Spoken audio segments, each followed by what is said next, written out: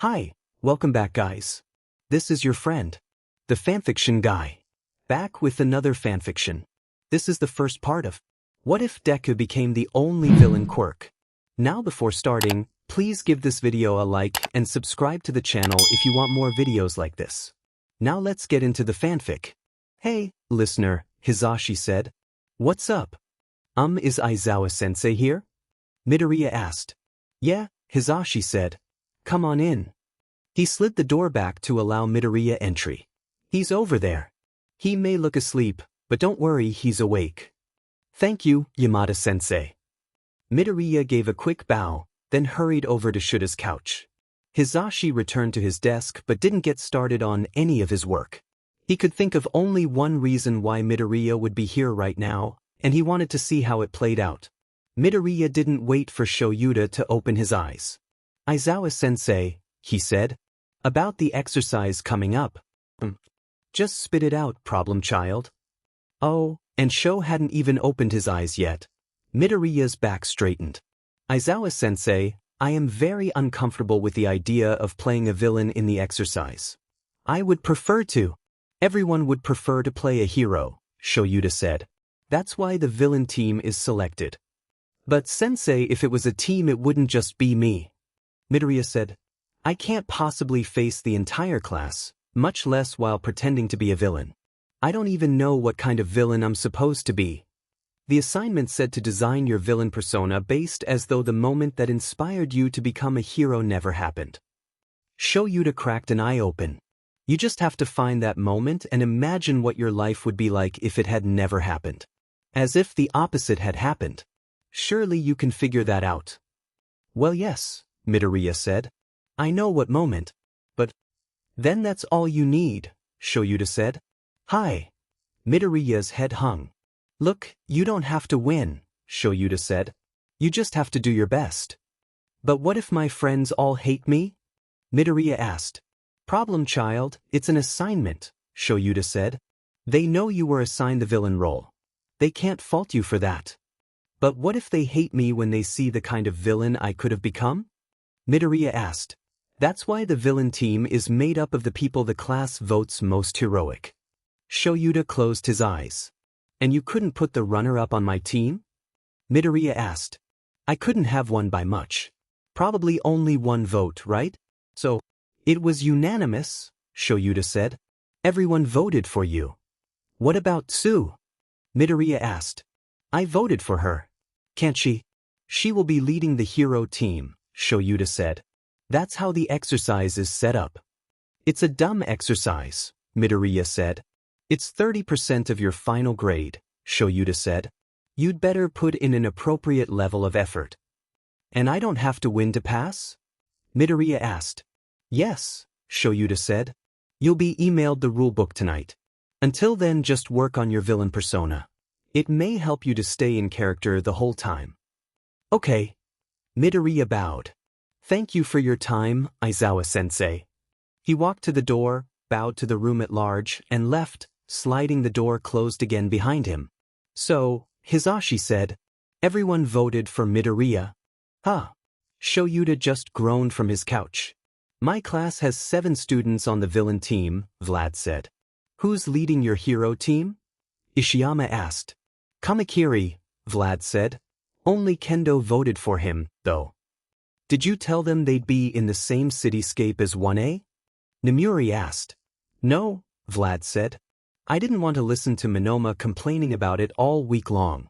I'll tell the villain team in 2 days, and the hero team leader the day before it starts. What about you? Nemuri asked. Shoyuta. Did you tell your class? No, Shoyuta said. Are you going to? She pressed. No, Shoyuta said.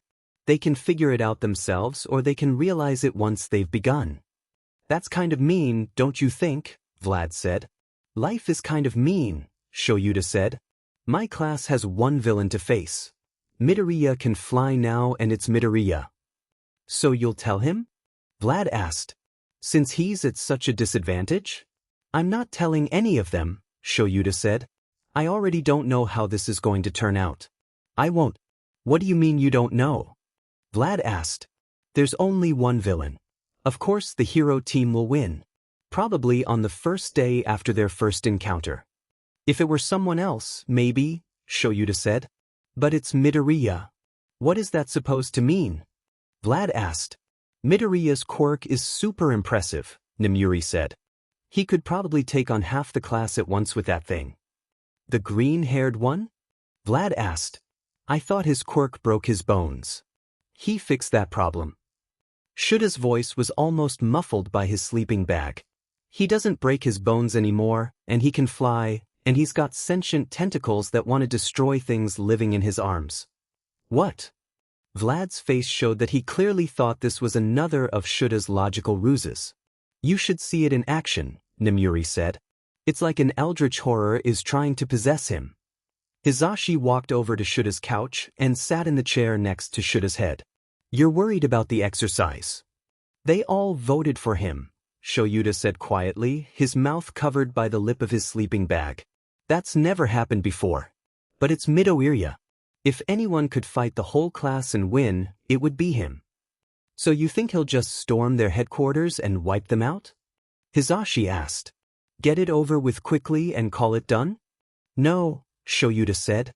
He always makes things more difficult than they need to be. I don't know why. I don't know how.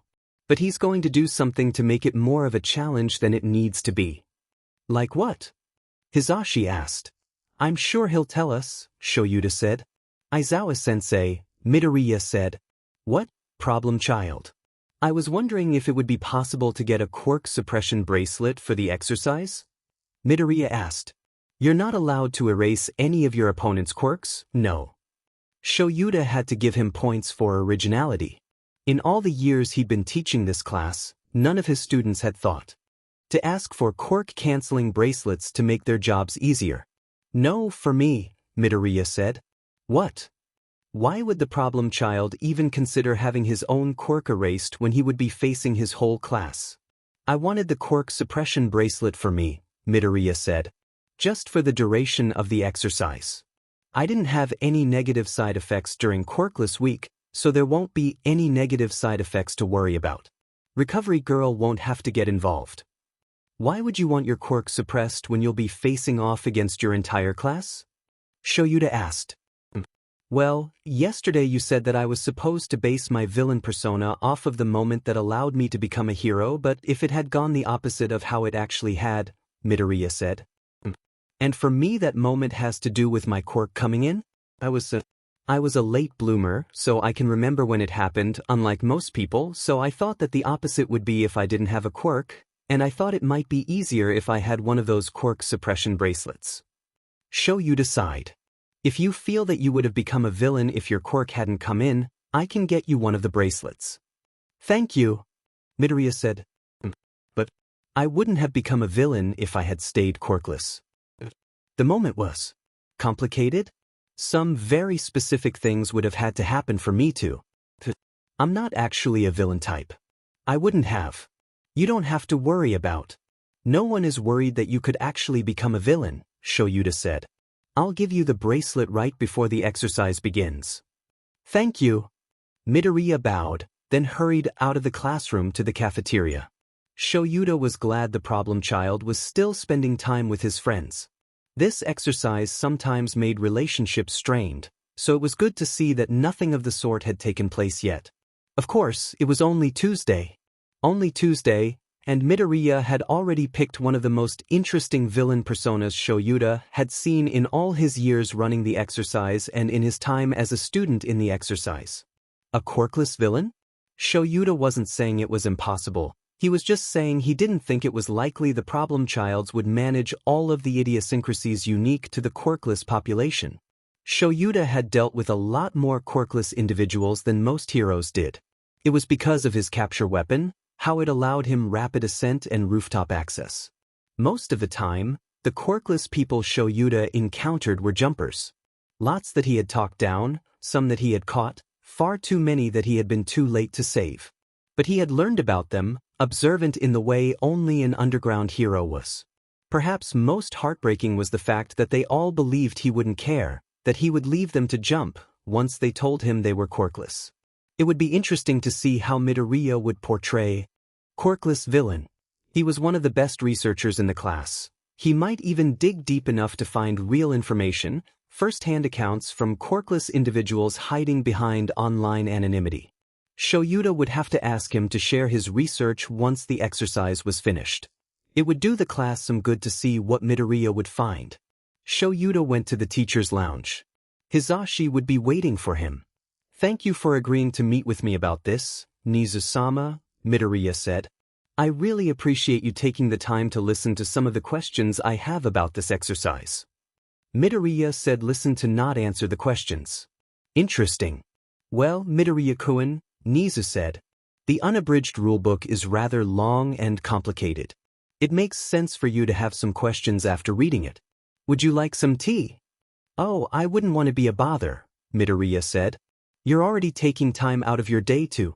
"What kind of tea would you enjoy, Midoriya-kun?" Nizu pressed. "I don't need." "I wonder when it was that Aizawa-kun managed to earn so much of your trust," Nizu said, steepling his pause. "When he believed you when you said you encountered someone suspicious during the provisional licensing exam. When he fought to protect you all and gave you the chance to defend yourselves at the summer camp.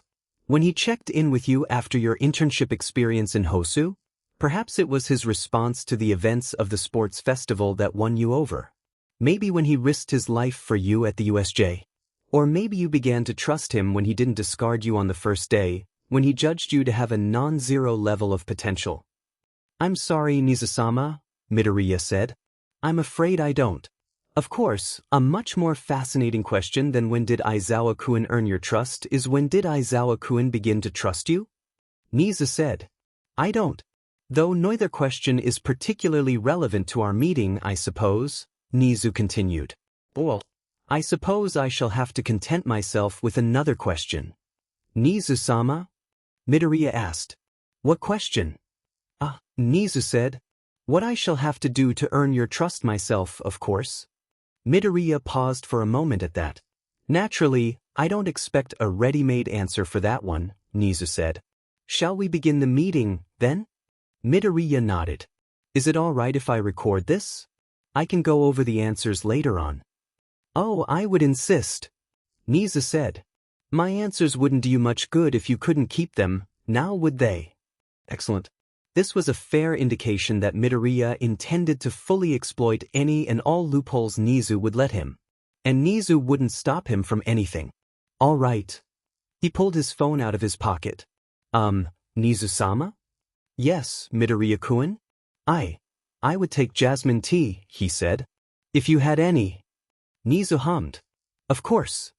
This meeting was shaping up splendidly, and it had only just begun. Nizu couldn't wait for the answers, both the ones he would give Midoriya, and the ones he would discover for himself. "The villain team, please stay back for a minute. The rest of the class is dismissed for lunch early." Itsuka, as leader of the villain team, leaned back in her chair. Vlad-sensei had kept them back for a few minutes after class on Monday, just to give them the general assignment parameters and tell them they would be emailed the rulebook. Tuesday they hadn't been held back. If she had to guess, Itsuka would say today would be Vlad-sensei checking on their development of their villain personas. It had taken her a bit, but last night she had finally identified what Vlad-sensei had called her pivotal moment. She was just having a bit of difficulty imagining it turning out any other way, especially in a way that led her to villainy.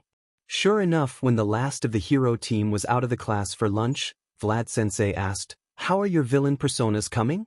It was quiet for a moment before Awase offered, "Well, so far I'm embittered by industrialism." "Good," Vlad-sensei said. "That's a great start. Anyone else?" "Vlad-sensei." Iber-chan raised her hand. "Yes, Shiozaki." He pointed at her. "I have found my path to the darkness," she said. "But I am loath to tread upon it, even in jest for this exercise." Vlad-sensei nodded. "It's going to be difficult. But it's only until the exercise ends. Once the hero team catches you, you can stop acting." "I cause mischief for personal gain instead of helping people," Reiko-chan said. "Excellent persona, Yanagi," Vlad-sensei said. "Anyone else?" Quietly, Shishida said, "I cause senseless violence due to a self-fulfilling prophecy." "Okay." Vlad-sensei said. What about you, Tetsu? Tetsu looked from his hands and said, I'm going to be the least manly villain ever. Kendo, Vlad-sensei said. Itsuka said. Not sure. Setsuna-kun said, my motivation is that I cut people into pieces because people said my quirk was gross and unnatural. You are not rather excited about this, Vlad-sensei said. Catharsis, Setsuna-kun said. Itsuka chuckled. Her team was shaping up. They had their motives, their MOs, their targets. All Itsuka had was, Kendo, Vlad-sensei said. You said you're not sure? Hi, sensei, Itsuka said. I know what moment I'll be swapping out, but I'm not sure how it would lead to becoming a villain. You could share the moment, Reiko-chan said. We might be able to help you. It's stupid, Itsuka said. It's really lame. Mine is an invitation to a Halloween party, Reiko-chan said. Mine is a field trip in middle school, Awaze said. Mine is bumping into a stranger on the street, Setsuna-kun said. You just have to take whatever happened and make the result opposite and way more extreme. Like, if that one kid had thought my quirk was gross, I might not have become a hero, but I wouldn't have become a villain either. So instead I pretended he reacted really strongly and attacked me for it, and that the same thing happened a bunch of times. I also exaggerated the degree to which the opposite event occurred, Shishida said. Yeah, Reiko-chan said. None of us would have ever become villains. We just have to figure out what extreme lengths we would have to go to change our paths for it to happen. So what's your moment? Tetsu asked. An online analyst took a look at my quirk and told me how great it could be for hero work. Itsuka said, I was thinking about becoming a lifeguard or maybe a teacher before then, because I thought heroics was out of reach, but the analyst gave me some really good ideas and the confidence I needed to apply to UA. That's so cool. Awaze said. So manly. Tetsu said. Wait, you hired a quirk analyst before you even applied to UA? Vlad-sensei asked. No, Itsuka said. He's a hobby analyst, not a professional. I followed him for a few years before, and he was having a giveaway and I entered and won, so I didn't pay anything for it, and it ended up being the tipping point I needed to get the courage to apply to UA, and here I am, so. That's pretty cool, Reiko-chan said. Wait, is that the hero blog you showed us? Iber-chan asked. Itsuka nodded. His artwork is so cool. Reiko-chan said. I didn't know he did analysis. Around the beginning of the year he posted that he was taking a break from hero analysis, Shishida said. Occasionally he'll open his commissions, but they never stay open for long. He always fills his quota in a few hours. Itsuka hadn't known Shishida followed the analyst. Lots of people did though, so maybe she shouldn't have been surprised. Okay, Tokage said. I'm thinking we go the endless repetition route. Reiko nodded. So Itsuka-chan. What did people usually say about your quirk? Before the analyst. Why did you think heroics was out of reach? Did Itsuka really want to share this with her classmates? Her biggest insecurity? Hadn't they already shared theirs with her? People used to say it was useless, Itsuka said. That making my hands bigger wasn't helpful, was just a nuisance. Okay, Setsuna said.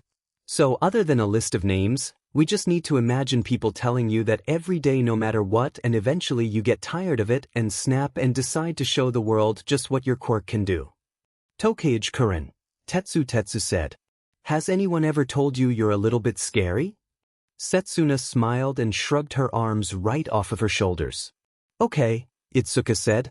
My villain persona is showing the world what my quirk can do. Probably in the most revenge way possible. Okay, Vlad-sensei said. You've all got villain personas, or good starts to your personas. That's good. That's the first half of this meeting. What else was Vlad-sensei going to say? Maybe there was an error in the rule book they'd been emailed? Some sort of stipulation based off of their personas? You're all aware that as the villain team you're going into this at a major disadvantage. Yeah, there's twice as many people on the hero team, Tetsu said. Yes, Vlad-sensei agreed. Which is why you're being given this piece of information before the hero team. Is it the location for the exercise? Ibra asked. Class A is doing the same exercise as you are, Vlad-sensei said. They'll be doing it in the same training grounds at the same time. Meaning we'll only have half of the space we would have otherwise? Reiko asked.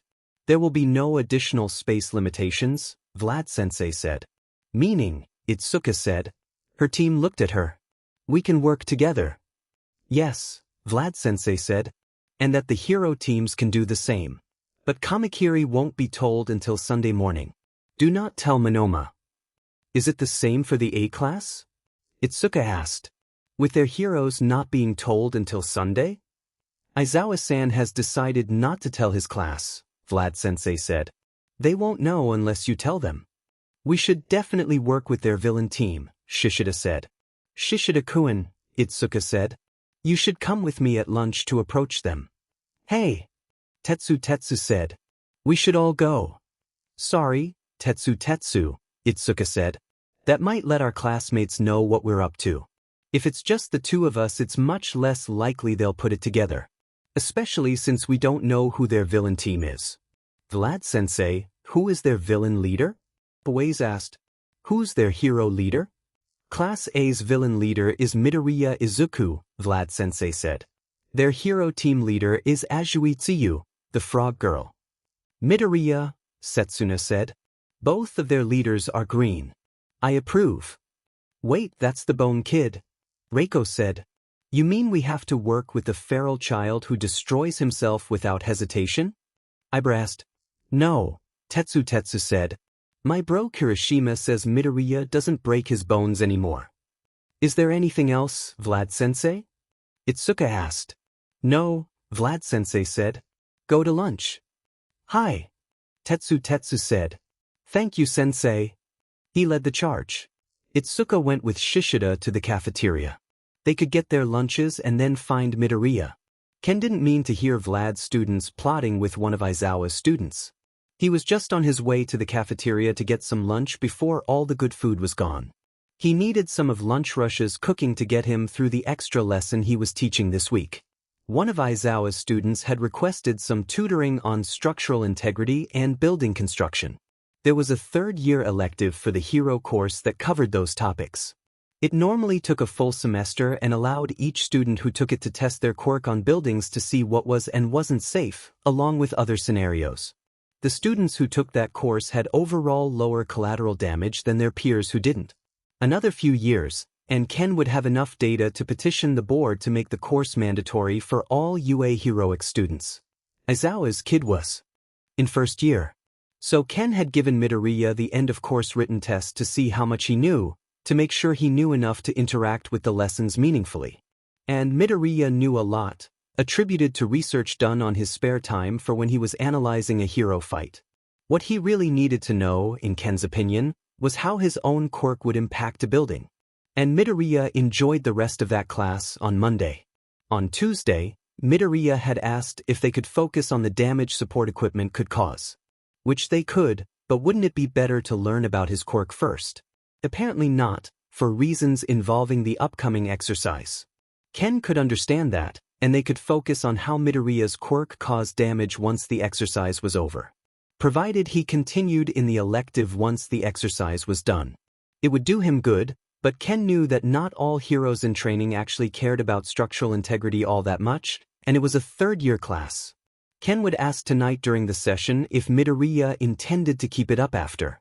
But right now it was lunch PRD, and the kid was talking to two of Vlad's kids. Don't worry, I told them I was talking with you about a club, Midoriya said. They might express interest in joining a club their friend is in, Kendo pointed out. I said it was a club for people whose quirks make them look different, Midoriya said. Wouldn't that exclude you though? Shishida asked. His quirk was a transformation-type quirk, as was Kendo's, but Midoriya's was an emitter, so that club would exclude him, wouldn't it? Oh, I recently unlocked part of my quirk that makes it look like I'm being possessed by an eldritch being, Midoriya said. So not only is it a valid club, but it would be appropriate for me to only be looking into joining it now. Wow, Shishida said. It's a good thing we already thought you were weird. Shishida. Kendo said. You can't say that.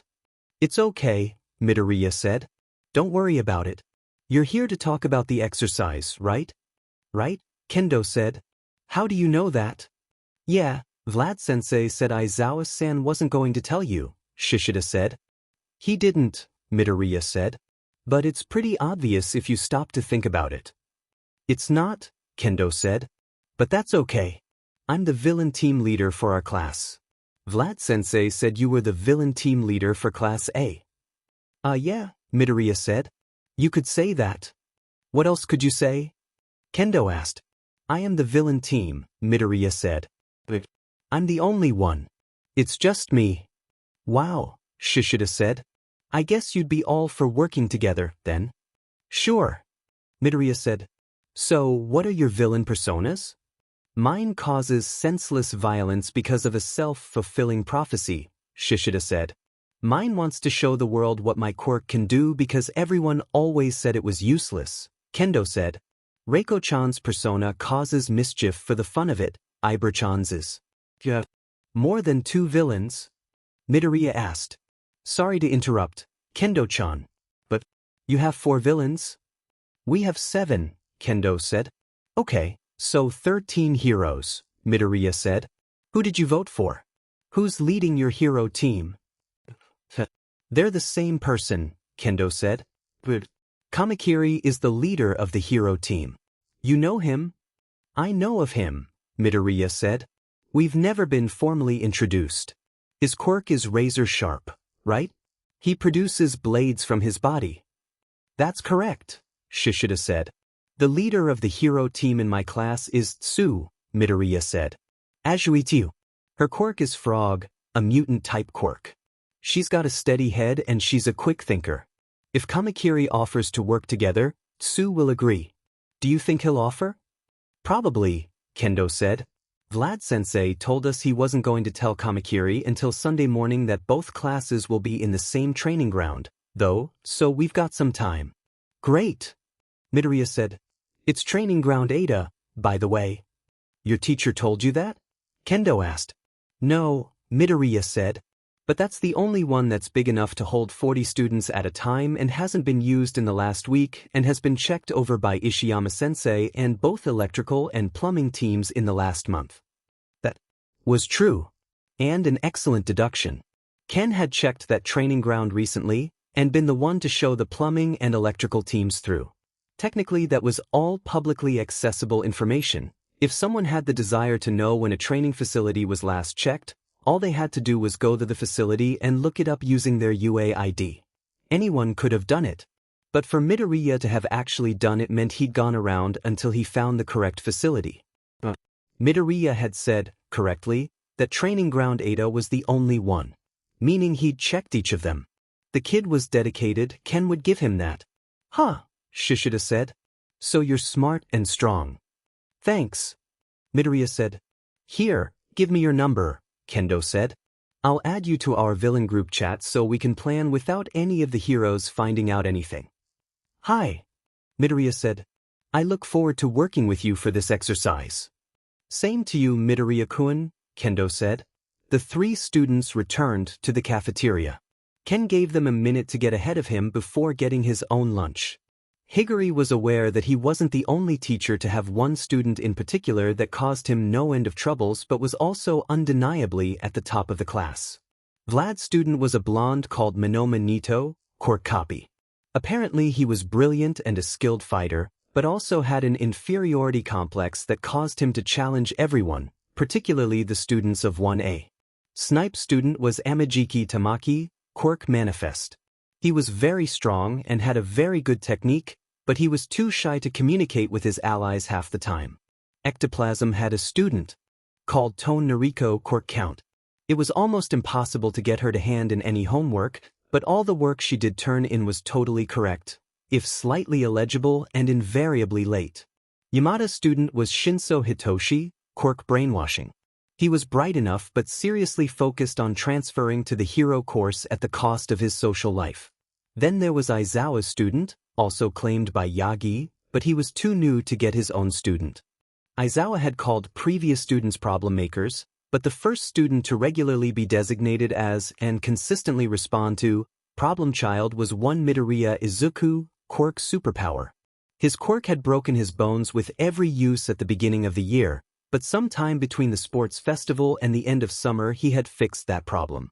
According to the adjustments to his costume that Higuri had approved, the boy used primarily kicks while fighting, had learned to fly, and had some kind of growth coming from his hands and arms that required him to have self-healing fabric for his gloves and sleeves, as well as having holes in his gloves. And now he seemed to be taking up guns. Higuri knew all this because Aizawa's problem child kept seeking out Higuri's problem child. Hatsume Korkzum. She was just too smart. She worked faster than any student Higuri had ever seen before, and turned out more projects in a week than the second years were expected to produce in a semester. She also produced more explosions in a week than most support students produced ever. The rest of 1H had moved their workstations as far away from hers as possible, and tended to flinch when Hatsum forgot about boundaries like personal space. But she was fast and brilliant and very good at what she did, so Higuri understood why Midoriya continued to seek her out. That did not in any way mean that Higuri was about to leave them together unsupervised.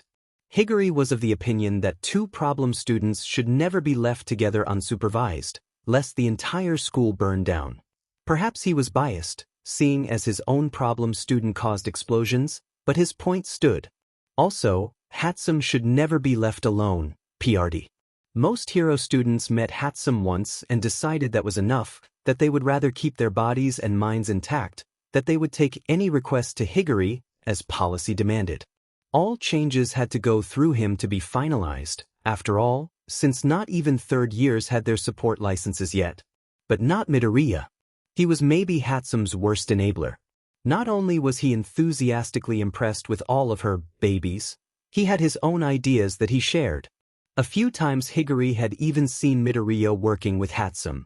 No one did that. But Midoriya didn't shy away from her volume, or her lack of personal boundaries, or her near-maniac energy. Just yesterday, Higuri had come back with his lunch to find Midoriya standing with his arms out, playing the part of a mannequin, while Hatsum attached things to him, making alterations with pins and needles and Velcro and zippers and a soldering iron, all while they had a conversation. Higuri had half a mind to ban Midoriya from the lab at that. Clearly he had no sense of self-preservation, hardly ducking when Hatsum's wild gestures brought dangerous implements near his head. A willing hero student with no self-preservation was about all Hatsum needed to be able to take over the world, and there was no telling how their friendship would turn out. But the number of people who could maintain a conversation with Hatsum for more than a couple minutes was already so low. Higuri didn't dare ban one of Hatsum's only actual friends from the lab, even if world destruction was a possible result. But that had been Wednesday, and today was Thursday. Higuri had no idea what would await him when he stepped into the lab, but it couldn't be good. Silence was never a good thing. He steeled himself and opened the door. The first thing he noticed was his other students. They were sitting at their workstations quietly, looking forward, eyes wide. All of them. Higuri sighed and turned to face the back of the room, Hatsum's workspace. Midoriya Izuku was sitting at Hatsum's workbench. The bench was cleaner than Higuri had seen it since the beginning of the year. The surface was actually organized with a coherent pattern and had been wiped down. Midoriya was sketching something in one of the notebooks on the desk's surface. Whether it was his or Hatsum's was anyone's guess. Hatsum was nowhere to be seen. Higuri took a slow, deep breath, then said, "Midoriya." Midoriya looked up. "Oh, my Jima-sensei." "Midoriya, where is Hatsum?" Higuri asked. "Oh, she's back there." Midoriya pointed to the floor behind the workstation. Higuri had to check on that. He walked to the back of the classroom. "She's okay, but I warned her that if she didn't sleep I would sit on her until she fell asleep, and she didn't sleep, so really she left me with no choice." At the back of the classroom, on top of a pile of blankets and pillows that Higuri knew he had never seen before, was a body. A body because all defining features were covered by Midoriya's uniform jacket. It could be Hatsum, but Higuri would have expected her to snore, and this body was silent. Higuri looked at his students. Nagata Okimi was one of his braver first years. He nodded for them to continue. He just came in and dropped all that stuff in the back. Then he asked Hatsum when the last time she slept was, and when she said she didn't know he picked her up? I don't know how he picked her up, Hatsum is a brick wall. I know he's a hero student, but… Nagata shook their head. I also am a brick wall. Midoriya didn't look up from the notebook. He was sketching. Nope. Higuri would deal with that problem once Hatsum submitted the blueprint for approval and not before. Objection, Shinomura said. That is a green bean, not a brick wall. Midoriya looked up at Shinomura, raised an eyebrow, and reached down to where the hem of his shirt was tucked into his pants. He didn't bother to tuck it back in once he let go. Shinomura wasn't the only student to suddenly be red-faced. But Midoriya, of course, didn't even notice. He had gone straight back to the notebook and the plans Higuri was not looking forward to finding on his desk. Don't feel bad, Midoriya said. I'm trying to get people to underestimate me on purpose. Why? Shinomura demanded. His face hadn't faded from scarlet. Why would you want people to underestimate you? Well, it's going to make things way easier when I have to fight them all next week, Midoriya said. But mostly it's a habit. What the F? Shinomura said. My BGMI-sensei, Midoriya said. I know I'm not a support student, but do you have some kind of test or something I could take so that I can use some of the equipment?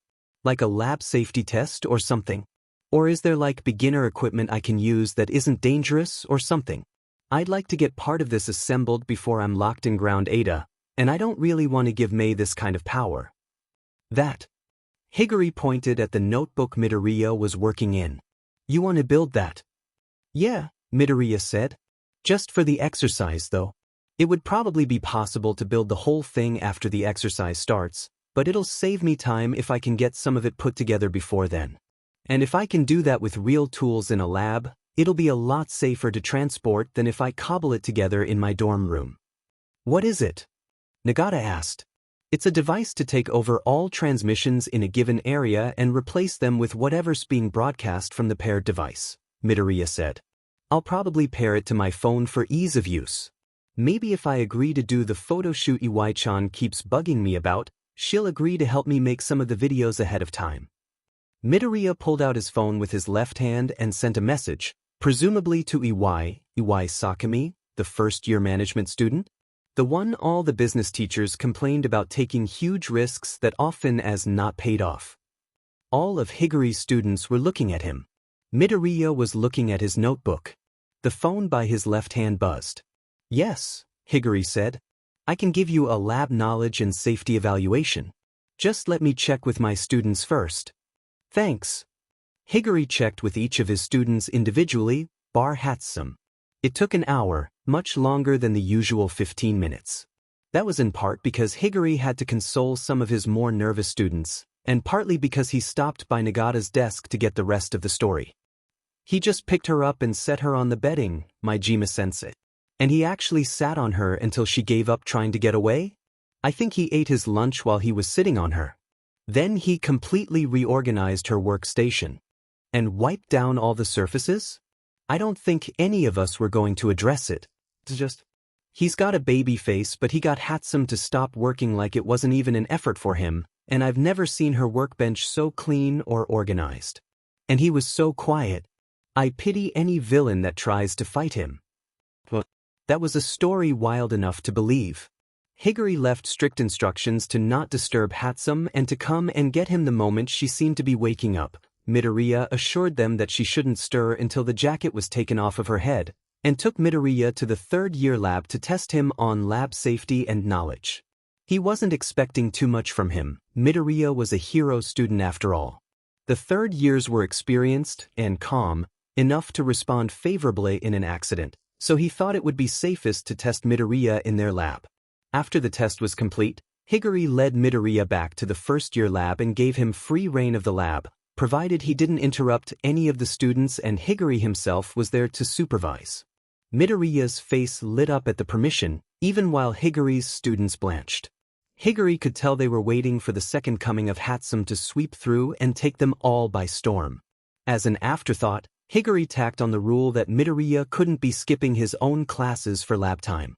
Midoriya's cheery response of, "Don't worry, I don't have any afternoon classes this week," did nothing to abate the students' fears. Higuri wasn't expecting the second coming of Hatsum. There was only one Hatsum Mei, he was sure of that. Midoriya was his own type of problem child. Nemuri did a double take when a student asked her for the keys to the studio. Not because it was surprising for a student to ask for those keys, the studio was booked for this hour, after all. Rather, the student asking was a surprise. Midoriya, Nemuri said, "Shouldn't you be in class right now?" The first-year hero students might have had their afternoons free to prepare for the upcoming exercise, but they still had their academic classes in the mornings. "Oh, Aizawa-sensei wrote me a pass." Midoriya produced a juice pouch with the words, "He's not in class" scrawled in sharp followed by Shuta's signature. "Kind of." He put the pass away. "He knows I'm skipping. I have permission to skip class today for the photo shoot Iwai-chan set up. I think she bribed one of your third-year art students to take the pictures." "I did not bribe them," Uai said, approaching the desk. "I offered him a deal he couldn't refuse." "She offered them a picture of Kaken smiling so they can win a bet," Midoriya said. "A picture I'm going to have to take." "You can get it easy enough." Uai said. "Yeah, but I don't enjoy crashing their dates." Midoriya said.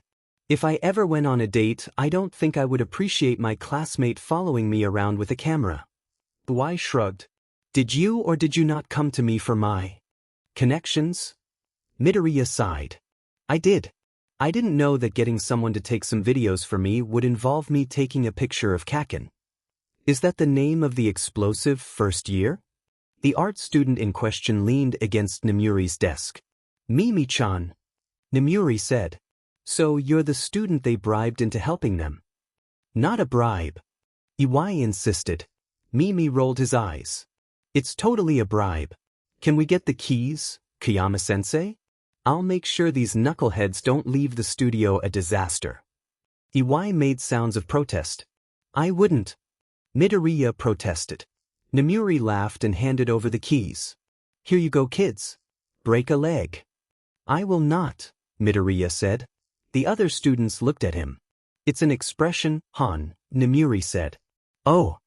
Midoriya shrank back and turned a bit red. "You brought your hero costume, right?" Iwai turned toward the studio. "Yes." Midoriya held up the case in his left hand. "So what's in the second case?" Mimi put the key in the lock. Midoriya said. "That's for the secret part." Secret part? Of a photo shoot? Multiple people had tried to get Midoriya in for a photo shoot, but none had been successful so far. What secret pictures did Midoriya need that he was willing to do it now? Nemuri left a note on her desk saying she was in the studio booth, and followed them. "Gotcha," Mimi said. "You know, if I don't get that picture in time to win the bet, you'll both owe me a favor." "Both of us?" Uai said. "That's unreasonable. It would be better if—" "I'll text it to you tonight by 8 p.m., Midoriya said. "How can you be so sure?" Mimi said. "They're going grocery shopping tonight," Midoriya said. "I already submitted a form to leave campus to get supplies. And Aizawa-sensei is probably the best teacher at being discreet, so there's no way Kaken will notice he's there." "Why does that matter?" Uai asked. "Because when my chaperone is Yamada-sensei, he walks right beside me and talks to me, and he draws a lot of attention, even when he's not in his hero costume," Midoriya said. "What about their chaperone?" Mimi said. Midoriya shook his head. "They're going together and neither of them have any off-campus incidents that can't be blamed on me. I'm the only one who needs a chaperone to leave campus. But it's not my fault I get involved in an incident every time I leave campus. I think." "Every time you leave?" Uai asked. "Yes," Midoriya said. "Last time I tried to go home for a long weekend, Mom and I got attacked in the grocery store and I was arrested for vigilantism because F death arms." "Oh, you swore," Uai said. "So, what do you have against death arms?" "F him, that's what," Midoriya said. And oh, Midoriya swore again. Whatever he had against death arms was a big deal, if it was making him swear. Nemuri didn't think she'd ever heard him swear before. Even when he broke his own fingers and arms during the sports festival. "Fair enough," Iwai said. "He is known for being rather brash. And here's the studio." Mimi said. Welcome to the place I have spent 8% of my life since joining UA. 73 days, Midoriya said. What? I said. That sounds about right, yeah, Mimi said. But Nemuri knew Midoriya did well in his academic classes, but for him to just pull that number out of nowhere? So what's your quirk then? Something with math? Intelligence. Iwai gave a mostly fake gasp. You don't know Midoriya? The can-do hero deck. Dikair, Midoriya said. What? I said. But your name is... I know, Midoriya said. But I was thinking of changing my name? And I thought maybe this photo shoot could help with the rebranding. So, Mimi said, Dikair, a little on the nose, but I don't hate it. If you pick something so close to your old name, you'll have a hard time rebranding, Iwai said. Better to pick something out there and have the change be a real change, you know? It's not for sure, Midoriya said. I'm open to suggestions. I just want to change it. Okay, Iwai said. So, what kind of vibes are you going for? I want to be. Not to break up the party, Mimi said. But you can talk while we do makeup. For now, they pointed at Midoriya. Change into your hero suit. Change room's over there. Hi. Midoriya scurried off to the change room with both of his cases. Wow, Sakami-chan, Mimi said. You said he was going to be big, you didn't say he had terminal baby face and anxiety. I'm telling you, Iwai said. He's going places. I can feel it. Yeah, your quirk is about graphs, not predicting hero careers, Mimi said. Pardon me if I don't take your word for it. Come on, Iwai said. He's already proved he's gonna be a big name. What, at the sports festival? Mimi asked. Terrible example, Iwai said. He was part of the Hosa deal. He defeated S-rank villain Muscular during their summer camp mess. He was at Kamino and helped rescue the Explosion Kid. He fought and defeated a Yakuza boss during his first work-study internship. He's basically All Might's personal student. Way to not be obvious about your favorites, Yagi. And he trained with the man who trained All Might. He did a work study with Sir Night Eye, All Might's only sidekick ever, and I heard he's thinking about accepting Miruko's offer next. Nemuri hadn't heard of Miruko giving any internship offers, though she could say it would make sense. Midoriya had used a lot of kicks last time Nemuri sat in on Shuta's class. Then again, management students were known for starting rumors that didn't have any backing whatsoever. Nemuri hadn't noticed Midoriya coming out of the change room, and it didn't look like the two students had either from the way they both jumped. Aizawa-sensei said he wouldn't tell anyone until after the exercise was done, Midoriya said quietly. I believed him. Oh, if that's legit? I asked. You actually got an offer from Miruko? But you just said. I'm your manager, I say a lot of things. I said. The goal was to start the rumor, have it grow big, get Miruko's attention, and make it come true. Or else just to get you positive publicity. Like, Endeavor's gotten in with the school and Hawks has dozens of sidekicks and took a few interns previously and Best Jeanist takes interns all the time, but Miruko doesn't even have any sidekicks. She's never taken any interns. Getting her interested in you would be a huge deal, and you're telling me she already is? No, Midoriya said. I'm not telling you. I thought you already knew. I was trying to start the rumor. I said. I don't want a rumor. Midoriya said. I just want to change my hero name and make it through this exercise without hurting my friends. I was going to tell you about the offer, honest, but I only just found out yesterday and I'm just really busy with the exercise and trying to think of a new name right now. Okay, Iwai said. Okay, calm down. I won't spread the rumor. Your secret is safe with me. I won't tell anyone. I'll just help you think about a new hero name that we can slap on these pictures and boom, suddenly you're the latest teen heartthrob. Okay? No more rumors, no more Miruko. Just you. Oh wow, your eyes get big, Mimi said. Nemuri knew an attempt to redirect a conversation when she saw one, especially one as blatant as that. We're accentuating that for sure. Come on now, makeup time. He slapped the back of the chair, indicating where Midoriya was meant to sit. Right. Midoriya sat in the chair. and Mimi got started. Normally there would be a whole team doing this sort of thing, but luckily enough for you, your manager contacted me, and I'm just so good I can do all the parts myself. Takes longer though, which is why you had to step out of all your morning classes. We might go into lunchtime too. You don't have anything scheduled after lunch, do you? No, Midoriya said.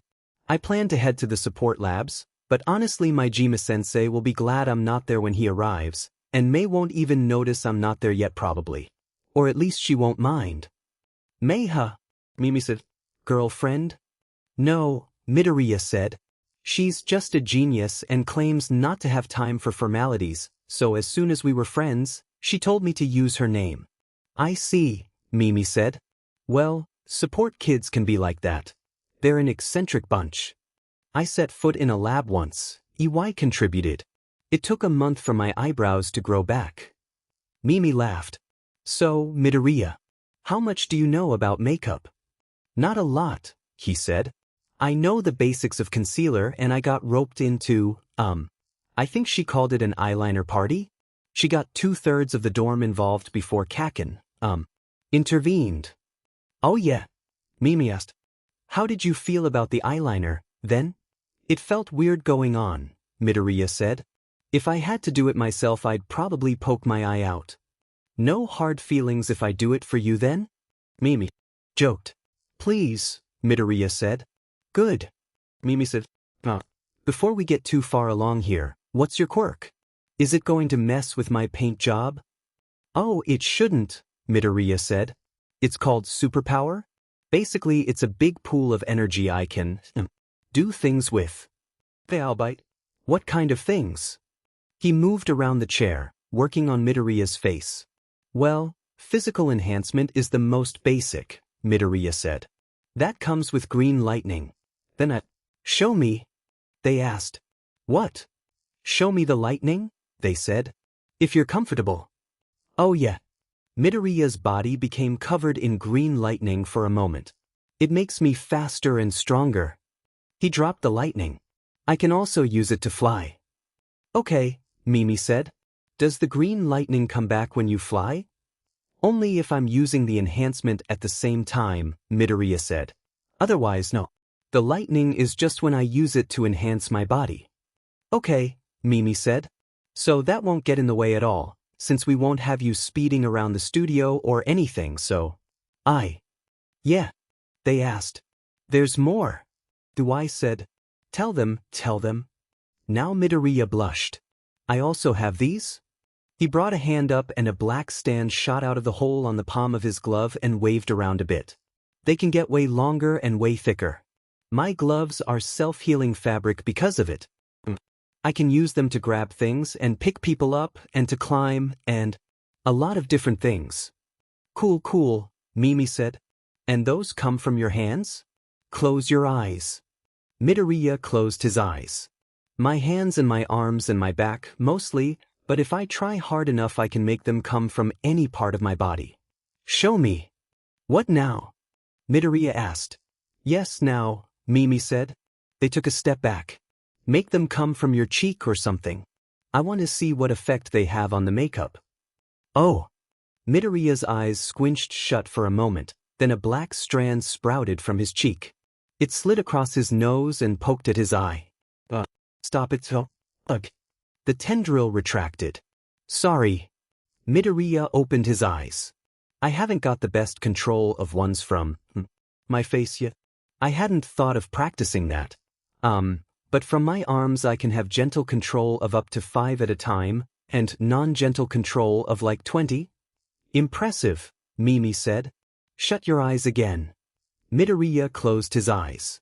Mimi stepped forward again and put their hand on Midoriya's face. Well, it looks like the tentacle thing didn't mess up the makeup at all, which is great. You said they come from your arms and your back. Most easily, Midoriya said. Have you thought about changing your hero suit? Mimi asked. I change it all the time, Midoriya said. I'm thinking about adding a gun next. Right, but I meant like ditching your sleeves, Mimi said. I have bracers for my arms. Midoriya said. I can't. I don't want to go without those because I don't want to mess my arms up. And end up blocking with my arms a bunch too, so I don't want to get rid of the armor in the sleeves. Mimi shrugged, not that Midoriya could see that. Then keep the bracers and the armor but ditch the fabric. It's not contributing anything anyways. Less to damage if there's less there.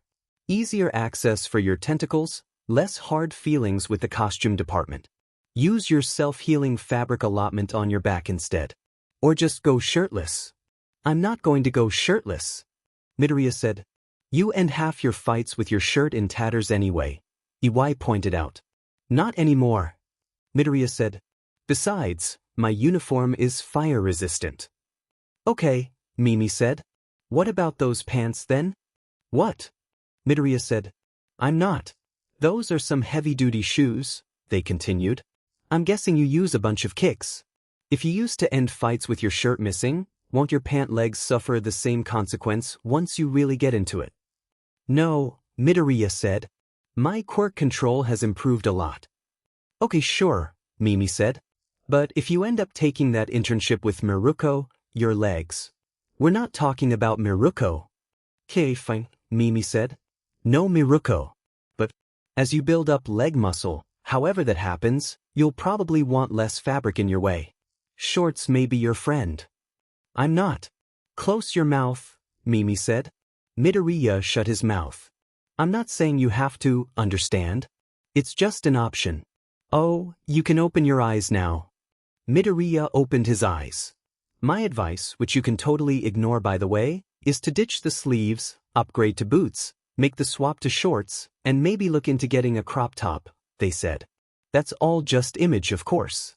Open your mouth. Midoriya opened his mouth. I don't have practical experience with your quirk. I wouldn't know what kind of support you need, Mimi said. And everyone always has their own personal reasons for what they do and do not feel comfortable wearing. Like that second year in Class B. You would not believe how hard it was for him to get his skirt approved by the costume department. Support signed off on it easy enough once it finally got through to them. I heard they actually made the suggestion themselves a couple times. But costume? In this day and age, you would think people would just accept things. It's not even like he wasn't wearing shorts underneath the skirt. It's not like the company doesn't churn out an unending line of sexist costumes that offer no support just to create SEC appeal, which is not something a 15-year-old girl should have to be worried about handling. I love Kiyama-sensei as much as the next kid, but close your mouth, Hon. Midoriya shut his mouth. But SEC appeal isn't for everyone. It makes her feel powerful, good for her. Mimi was finishing up with Midoriya's face, from what Namuri could see. I've refrained from commenting on her costume because personally I don't want to see what my quirk would show me. And it's not like she wears that stuff all the time, you know. Close your eyes and mouth, hold your breath. I'm gonna spray your face now. Midoriya's eyes closed, harder than they needed to, and his chest stopped moving, indicating he was holding his breath. Don't squish your eyelids, Mimi said. Just keep them shut normally. I'll shield them once they're set. Midoriya's face loosened.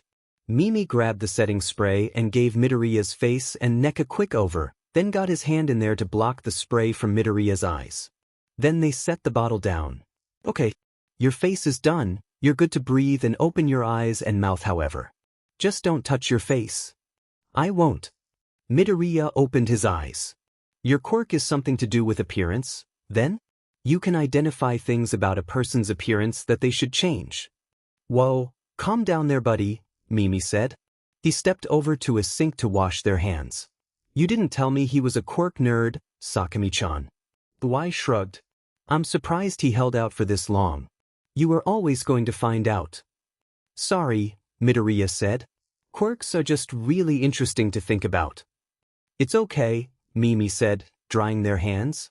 To answer your questions, my quirk is called Perfect Picture. By looking at and touching a person, I can tell how their image will be perceived and how they can improve or worsen it. Really? Midoriya sounded a little too happy about that, gleeful even. Yes. So, this would be a huge favor, but never use that word, Midoriya, Iwai said. What? Midoriya asked. Favor, Iwai said. That word is a good way to get yourself into debts you don't want to pay. Well, my interest is piqued, Mimi said. What favor could I do for you, Midoriya? With my quirk? Whose image are you looking to ruin? Mine, Midoriya said, still excited. Midoriya! Iwai exclaimed. What? Mimi clearly didn't understand. To be fair, neither did Nemuri. Yeah, I'm playing the villain for an exercise. The first year heroics classes are starting on Monday, and it's a role-playing type deal, and it's worth 30% of my final grade, and I'm the only one on my team, so I have to do really well because Aizawa-sensei told me I had to put in an appropriate level of effort, and I don't think he would expel me for losing, but I really don't want to risk it, and while I want to believe it's too late in the year for me to be expelled, my neta is still here, so I have to hope that expulsion is still on the table, so I have to do really well. That's what the secret part is. I was hoping to make some of the videos ahead of time so they're all ready when I go to send them to the hero team, which is the entire rest of my class and 13 people from Class B. And a really big part of being a villain is being scary, so the second case is the suit I got May to make for me, and I helped too, and maybe I could ask you to use your quirk on me then and tell me what I can do to improve the reception I'll get. Or make it worse, I guess, since I'll be trying to be scary and that's generally interpreted as a bad thing. Unless your quirk is once a day or has drawbacks or something. Then I wouldn't ask you to do that. But if it's not, then maybe I could agree to getting you pictures for the next bet you get into about my class. That, Mimi said, was something else. How are you always so awkward but still so smooth? I asked. Is it a quirk? It has to be a quirk. What? Midoriya asked. No, what? I think it's the sincerity, Mimi said. He means what he says, so it carries extra weight. Along with those great big eyes. I'll help you be more scary. And I'll be saving your number when you send me the picture tonight. Great, Midoriya said. Thank you very much. And I want to be contacted when you've picked your hero name and adjusted your suit, Mimi continued. And when you're in your next internship, whoever it ends up being with. My dear Mimi-chan, Iwai said. Are you saying what I think you're saying? What's he saying? Midoriya asked. His peers ignored him. That you actually want to be involved in Midoriya's future? Iwai continued. That, or do my ears deceive me, you are offering to take up a partnership with Midoriya's future agency? My what? Midoriya asked. Not exclusive, Mimi said. And nothing official until his third year. I'm not signing my life away just because some kid's got big eyes. But you're saving his number, Iwai pointed out. And you're demanding to be included in the decision-making. As Midoriya's agent, I really think this implies something rather serious, don't you, Midoriya? I don't know what's happening, actually. His response, though requested, was ignored. Mimi and Iwai continued their stare down with Midoriya wringing his hands in the background. Nemuri watched, enthralled, as a moment of what might one day be history was written before her. Was Iwai right? Was Midoriya the next All Might? She hadn't said as much, but others had, and Nemuri had heard the rumors. Would Mimi agree to something long-term, as tentative as the agreement might be? Was this truly the beginning of Midoriya's support team? Midoriya's interruption broke the tension and both Glarers looked at him. If you want to have real input or control of my hero suit, you have to be able to work with May. Hatsum May. Some people think she's a lot. And Aizawa-sensei. He has to sign off on all costume changes ever since he found out what the designers did to Hagakure originally. And to the other girls in class. And our NBs. And we just really didn't get a good batch of hero suits. Wow, that kiss, Mimi said. I can handle your teacher and your girlfriend though. May isn't my girlfriend, Midoriya said. Aizawa is the hobo teacher, Iwai contributed. Nemuri held back her laugh. She was so going to bug Sho about that later. And she would tell Zashi. Oh. Mimi paled a bit. That's okay. I'm a third-year art student. I can work with anyone. Even the homeless expulsion man. No one could blame Nemuri for not being able to hold back her snort at that. Midoriya was suddenly on high alert, head turning to look around the room, pausing for fractions of a second at every entrance and exit. Iwai looked at Midoriya, one eyebrow up. What's the matter, Midoriya? I thought I heard something, Midoriya said. Oh yeah, Mimi said. Sounded like Kayama-sensei in the booth.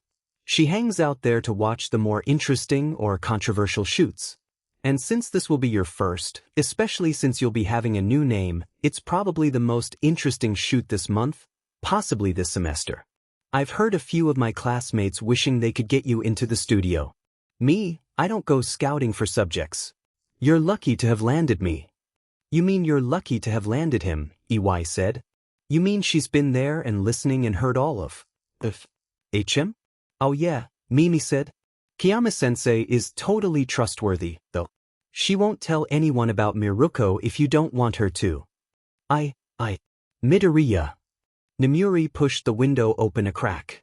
I promise I won't tell anyone about your offer or your secret videos. In fact, I'll leave so I don't spoil the surprise during the exercise. I will be mentioning the homeless expulsion man comment in the teacher's lounge though. Yeah, figures, Mimi said. Drop a good word for me? For you? Of course. Nemuri stood. Enjoy your photoshoot, kiddos. She pulled the window shut and left the students in the studio. Mimi was quite capable of running the shoot himself. And a good word for them wasn't the only thing Nemuri would be dropping with the test of the teachers. Sure, Midoriya's thrilling internship offer was off the table, but his comment about expulsions wasn't. Why was Mineta still here? Once he was gone, hopefully Midoriya would feel more secure in his place at UA. Nemuri would be getting to the bottom of this. And if she happened to call Shoyuta a hobo teacher while forbidding him from expelling a certain green bean, well, it was really his own fault, wasn't it? The Gun Enthusiast Club met in Snipe's classroom 15 minutes after the school day ended and all regular classes were dismissed. To maintain club membership, a student had to attend at least twice a week or have a full firearms license. However, since the point of the club was to earn their license, most active members attended twice a week.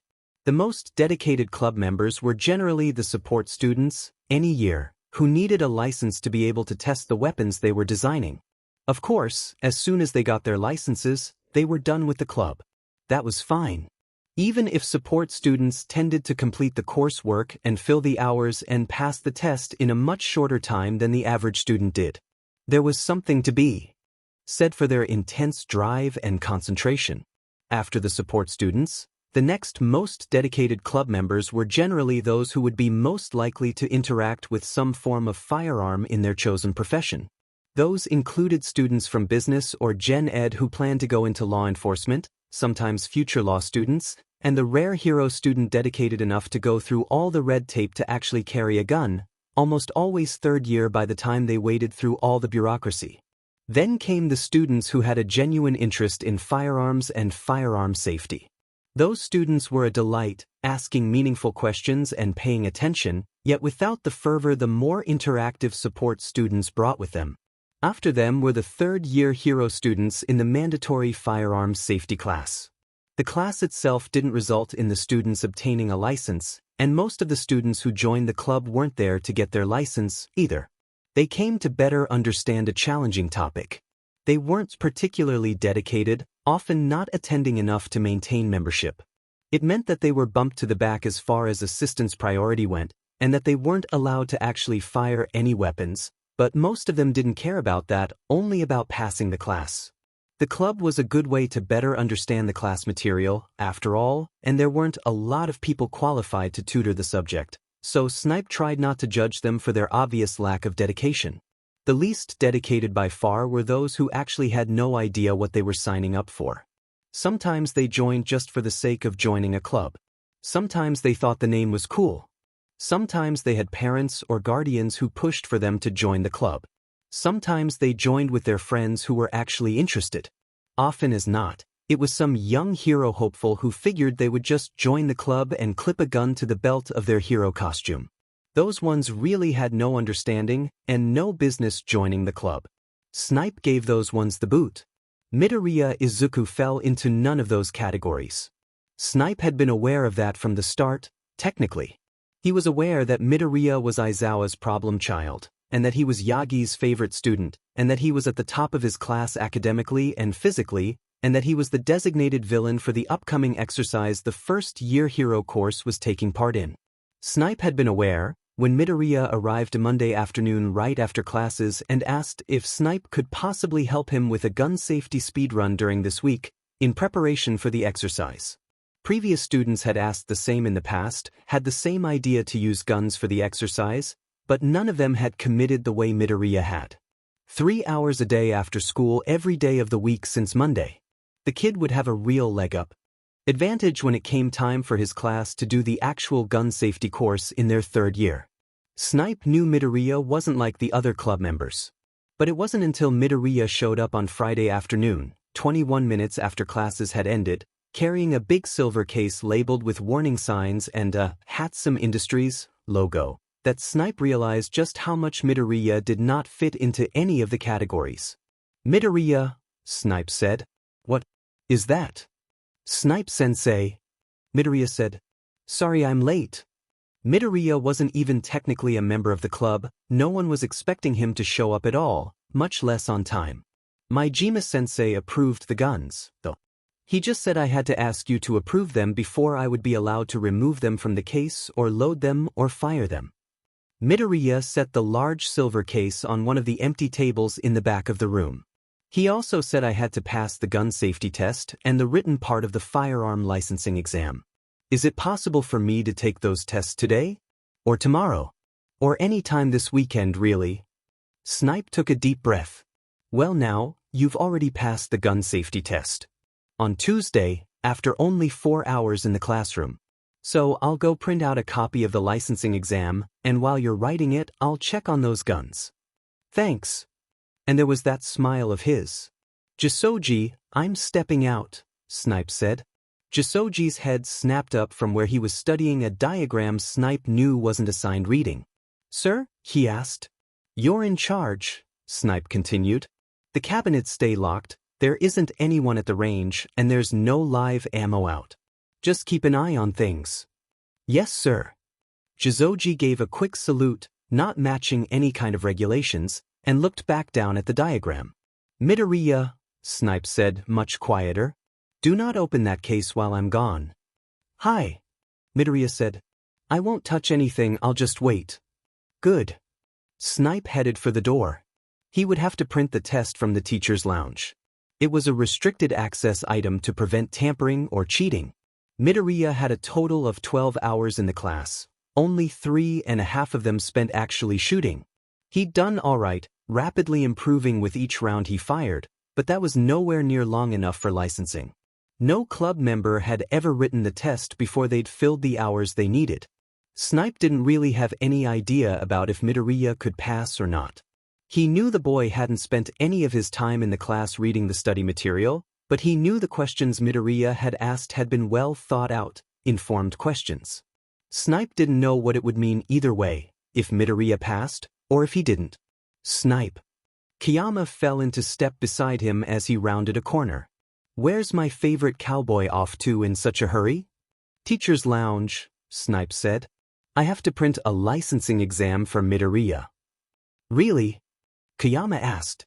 "I heard him mention a gun, but I had no idea he'd already put in the hours to get his license." "He hasn't," Snipe said. But Higuri said Midoriya had to pass the written portion of the licensing exam and the whole gun safety test in order to use the weapons that support whipped up for him. "Hatsum?" Kiyama asked. Why was that name familiar? "Well, I hope Midoriya is ready." "You're cheering for him in the exercise next week?" Snipe went to his own desk when they entered the teacher's lounge. Kiyama went for the coffee machine. "How could I not?" she asked. "He's quite the underdog, alone against his whole class. He'll probably work with Vlad's kids." Snipe opened the correct file and hit print, copies, 1. "He won't be totally alone." "Maybe so," Kiyama said. "But that's still just 8 of them against 32 heroes. That's 4 heroes apiece." "Heroes sometimes fight 4 villains at a go," Snipe said. "Usually with uncredited sidekick backup, though," Kiyama said. "Or to hold them off until help arrives. Or villains on a way lower level. These kids are all first years." "Yeah, but Midoriya's quirk is up," Snipe argued, knowing he didn't even fully support the side he was fighting for here. And 13 of those villains are from Class B. They're not used to him at all, and they don't have as much experience as Class A. He might wipe them out first to lower his numbers.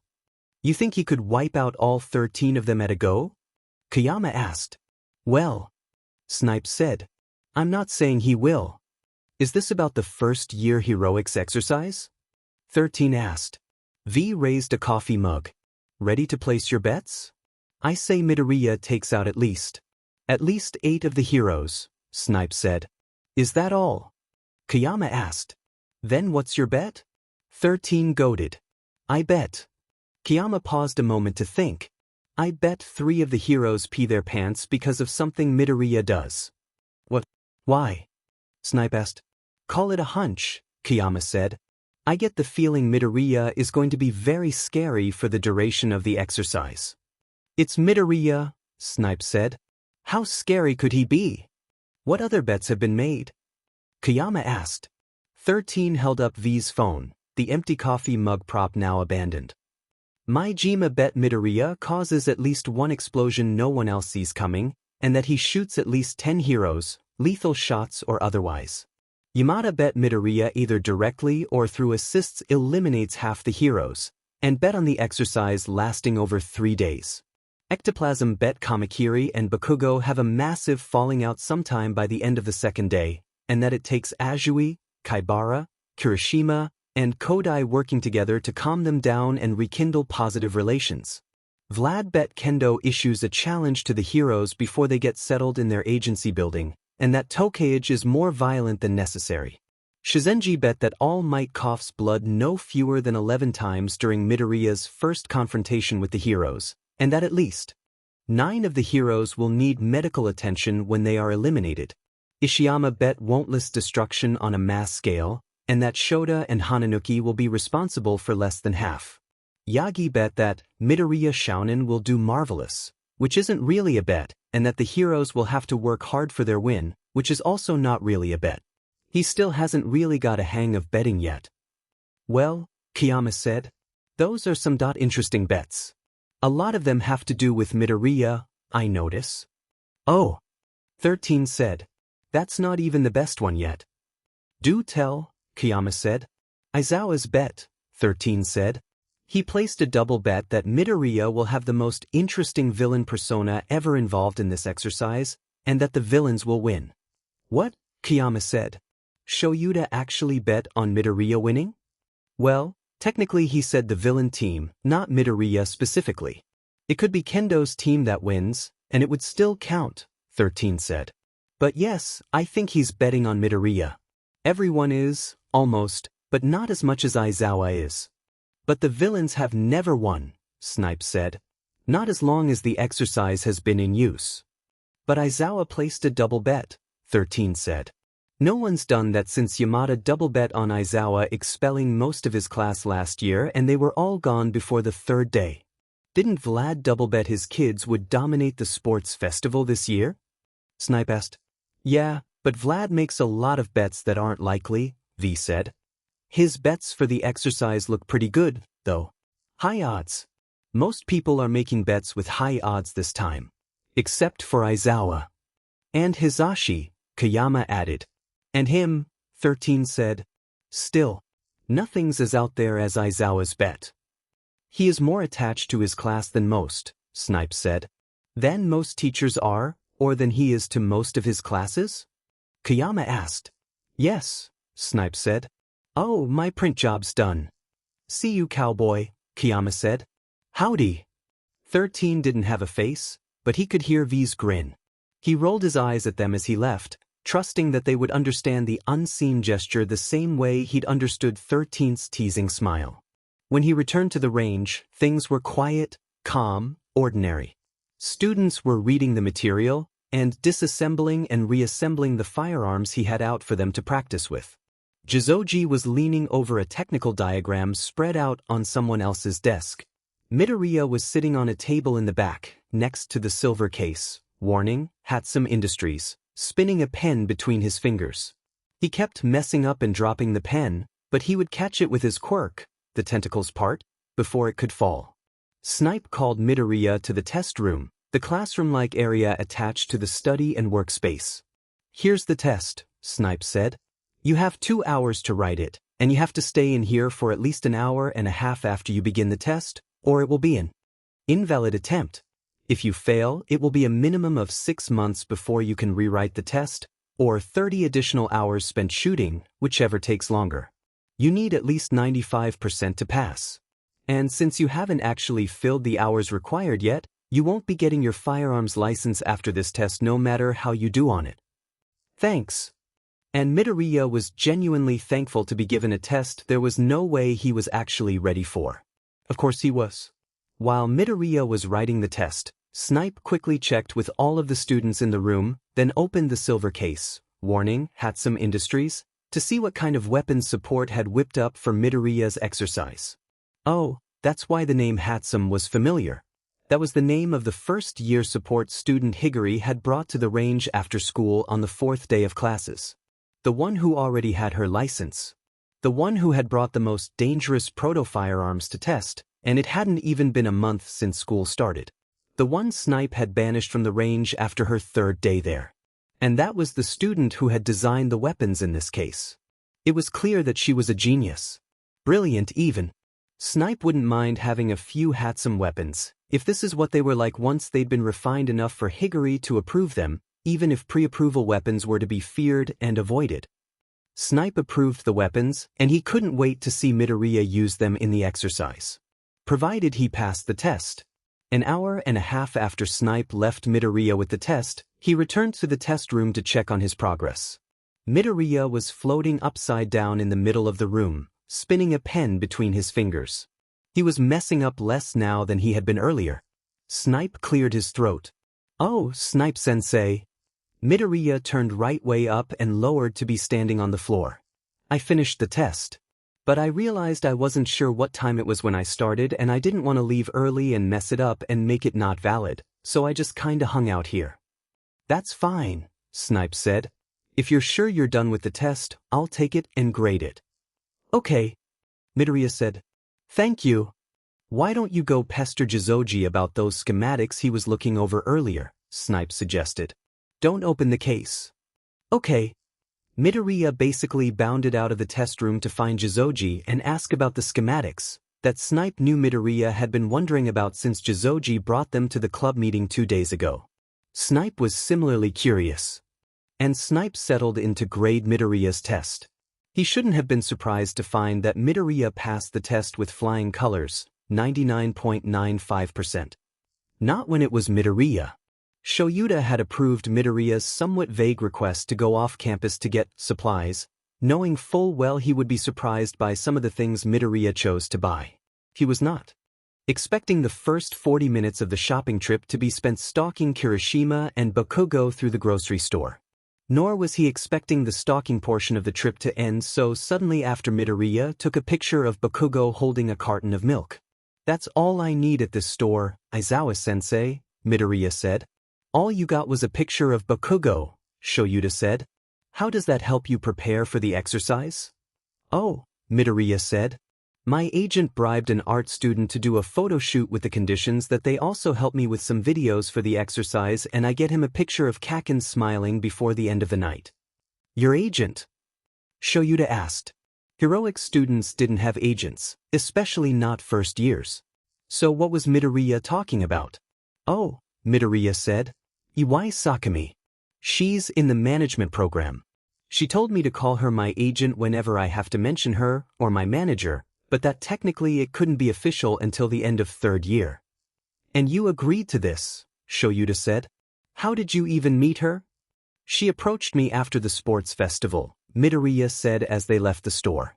"She said her class was given the assignment to pick a hero student from the first-year festival and analyze their performance, say where they did well and where they could have done better. Mostly she told me I shouldn't have broken so many bones." "She gave you the results of her assignment?" Shoyuda asked. Kinda." Midoriya made a turn at the corner. "She sat down with me and we went over what I did and why, and she based her report off of our conversation. Apparently she got bonus points for actually talking to me, though. Most students didn't do that." Which I guess makes sense. The assignment didn't say they had to talk to the student they picked. And she still talks to you? Yeah, Midoriya said. And apparently she starts rumors about me too. What does that mean? Shoyuta said. Well, you know how you said you weren't going to tell anyone that Maruko, said, yes. Shoyuta remembered promising Midoriya that he wouldn't tell anyone Maruko had sent him an internship offer. What about it? Well, apparently, Iwai had been telling people I was considering going with her next, Midoriya said. Even though she didn't know about the offer. But I asked her to stop. She said she wouldn't spread that rumor anymore, and that she'd try to help me come up with names. Names for what? Shoyuta asked. Oh, I'm going to change my hero name, Midoriya said. Why? I just decided I don't like that name anymore, so I want to change it. Midoriya was obviously lying. There was clearly a reason he was changing his hero name, something about the name, Deku, that he didn't like, something that had happened to make him not like it. But Shoyuta wasn't going to press it. Why did Iwai decide to keep working with you? Shoyuta asked. That assignment happens every year in the management course. Usually doesn't end in students calling other students their agents. Oh, Midoriya said. She said it was good practice, and that it's good to build connections from early on, and that since she knew the most about me from that assignment, it only made sense to keep working with me rather than trying to establish a new connection with a different student. And you agreed? Well, I figured she was right, Midoriya said. Building connections is important, and I already know Iwai. Besides, I don't think any of the other management students are quite as dedicated as Iwai is. Her grades are incredible, actually. I mean, they would have to be, right? She's going so far as to build connections and pull strings for a student she's not even technically officially connected to. I mean, if she wants to do it officially when we graduate, then she can, but I'm not going to hold her to it or anything.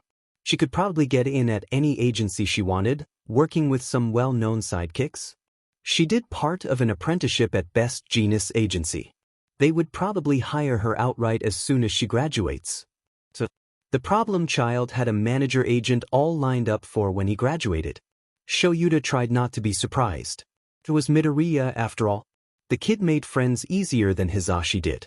Midoriya turned down an alley, and Shoyuta grabbed his shoulder before he could get off of the street.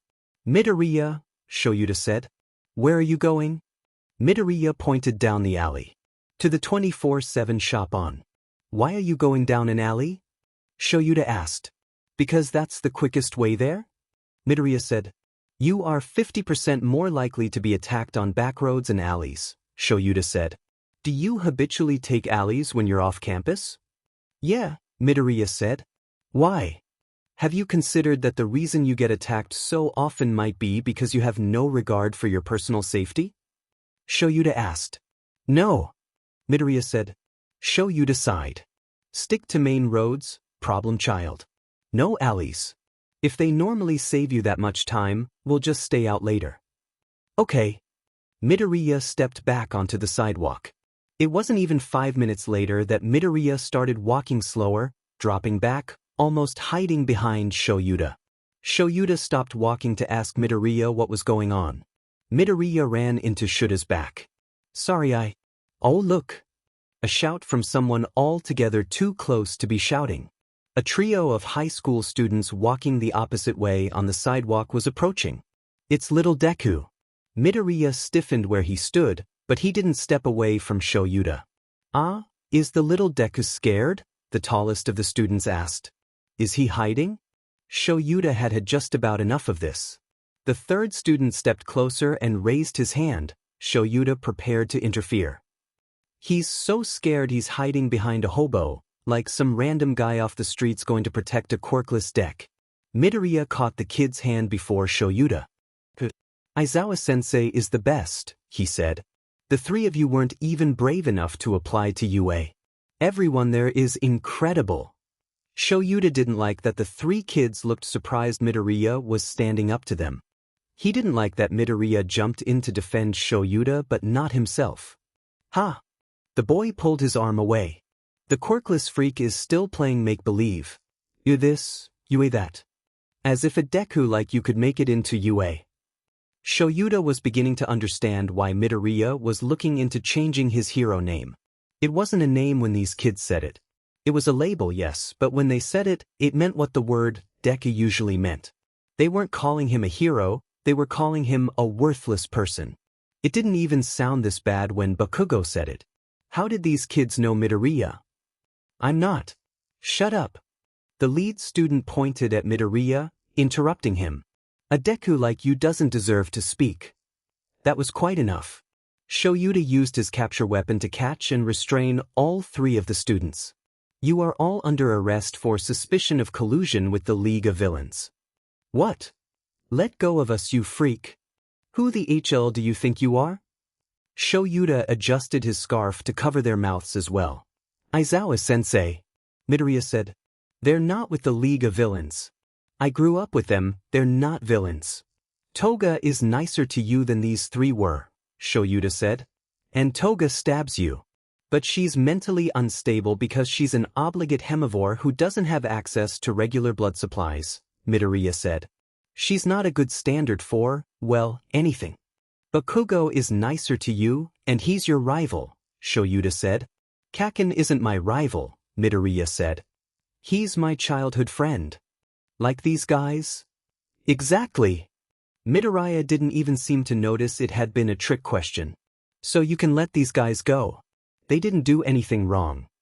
Attempted assault, slander, defamation, attack on character, threats of physical violence, plus what sounded irrationally like quirkism, Shoyuta said.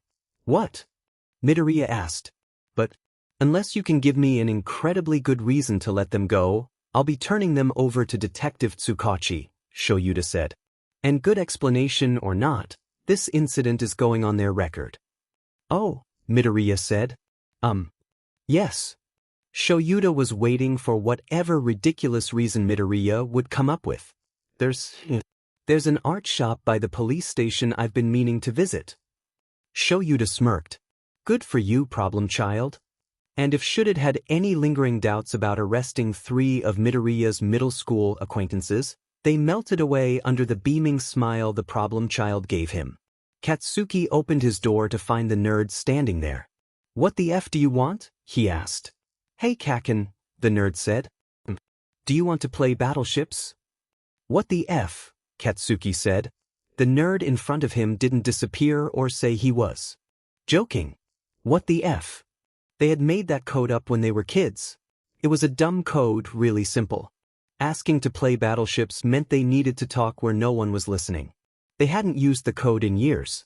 Partly because it was a dumb kiddie code and was way too simple to be useful in actual situations, but mostly because Katsuki had been in it for a decade.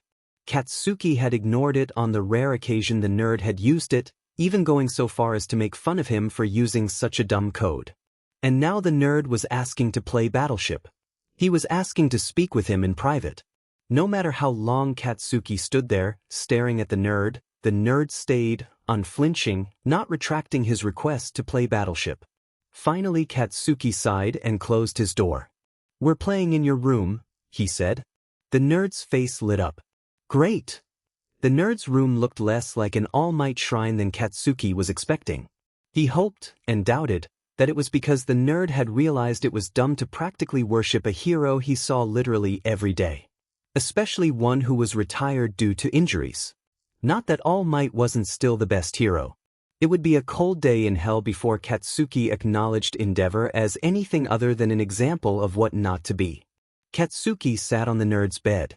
So what the F do we need to talk about? The nerd closed his bedroom door and sat on the opposite side of his bed.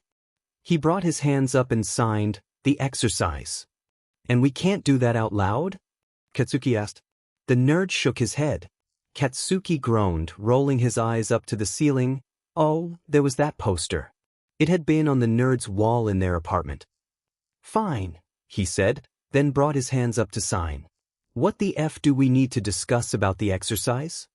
The nerd signed. So you know how I'm the villain for our class. Yeah. Katsuki signed. And? I have information you don't, the nerd signed. I'm sharing some of it with you, but you can't tell the others before an appropriate time. I'm sure you'll know when. You're weaponizing information against me before we even start the exercise? Katsuki signed. The nerd shook his head. Not weaponizing. Some of this is me warning you. Some is an apology for what happens in the exercise. Mostly this is thanks for your apology. What the F does that mean? Katsuki signed. Which part? The nerd asked. You don't say thank you for an apology.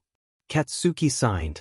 An apology is something you deserve, not something someone just decided to give you. The nerd rolled his eyes. Then just consider it a warning and thank me later, he signed. But first the apology part. You shouldn't be apologizing to me, Katsuki signed. Just listen, the nerd signed. Class B is doing the same exercise at the same time as us in the same grounds. So we're supposed to work with them? Katsuki asked. And Sensei isn't telling us. Did he tell you? The nerd shook his head. Class B's teacher. Told them, he signed. Or will tell them. He told the villains, we'll tell the hero team.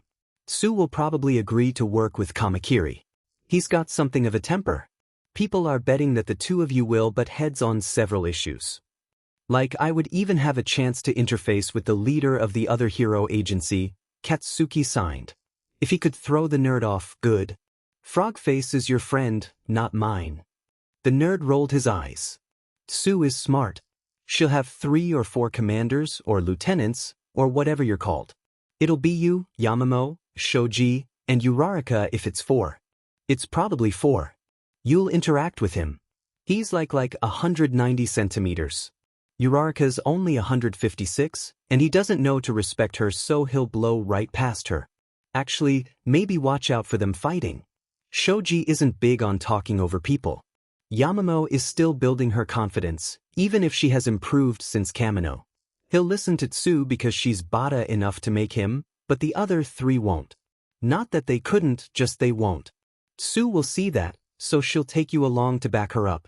You might have to deal with Monoma, too, though Tsu could probably find a way to shut him up if she really tried. That's the blonde copy B, Katsuki signed. The nerd nodded. Any questions? You could tell me who the B villain is, Katsuki signed. The nerd smiled and shook his head. Didn't think so, Katsuki signed. So, what kind of warning are you giving? The nerd nodded and took a deep breath. What do you actually think about the quirkless? He signed. What the F does that have to do with anything? Katsuki signed. Because what the F, they were supposed to be discussing the exercise. Not this, whatever this was. Me, the nerd signed. It has to do with me. No it doesn't, Katsuki signed. You have. The nerd smacked Katsuki's hands down. I have All Might's quirk, but it's not mine, it's not me. I'm still me, I'm still the same. I am quirkless. One for all doesn't change that, not actually. He paused, but he didn't lower his hands. So yes, I want to know what you actually think of the quirkless, what you actually think of me. Katsuki sat a minute, to think. What did he actually think? Quirkless people were weak. The nerd was stronger than anyone rightly needed to be. Couldn't he lift more without his quirk than Katsuki could with? A Deku was worthless. Deku was a hero. Could Katsuki even picture him doing anything else? The quirkless were stupid, had no place in UA. Midoriya beat Katsuki out for the top of the class, and he deserved it. Hadn't the nerd always scored high? Quirkless were loners, losers, rejects, and outcasts. Izuku had friends, real friends. Didn't even Katsuki's friends secretly prefer Izuku? I'll tell you what I know, Katsuki signed. The nerd nodded. You can start there. I know that everything I believed growing up is wrong. Katsuki bit his lip, but he continued to sign. I know I was in a for years. I know it's wrong to bully anyone. I know being quirkist is an endeavor move. I know I need to do better. I know you deserve more than the lame apology I gave you. I know you were doing the homework for 4 different people in our class in middle school, and they all got given better grades than you did. I know you're at the top of the class academically now, and you're not even FING trying. So, the nerd signed. Conclusion. What do you think of quirkless people? I don't have an answer for you, Katsuki signed. What I think is wrong. I'll expect an answer by the end of the exercise then, the nerd signed. You expect me to spend the exercise thinking about that? Katsuki demanded. I'll be busy kicking your A. The nerd reached under his pillow and pulled out a flare gun. He set it on the bed between them. What the F is that? Katsuki signed. It's the apology, the nerd signed. If you fire this, I'll know it was too much. It what? Katsuki signed. You'll know if you need it, the nerd signed. Now I'll make you promises about it. The F does that mean? Katsuki asked. I cannot trace the location of the flare gun, the nerd signed. I can't remotely trigger it. It has no surveillance capabilities. Anything else? What color does it shoot? Katsuki signed. Red, the nerd signed. It's for the exercise. If you don't use it, it won't impact you. If you do need it, I'll understand and respond accordingly. And I won't understand what it's for until I need it, Katsuki signed. Correct, the nerd signed. Thank you for discussing this with me. Katsuki rolled his eyes and scoffed. Whatever, nerd. I hate battleships. The nerd gave a small smile. I know. Whatever. Katsuki left the nerd's room and took the flare gun with him. If the nerd thought he'd need it, then who knew? Takuma wasn't well known.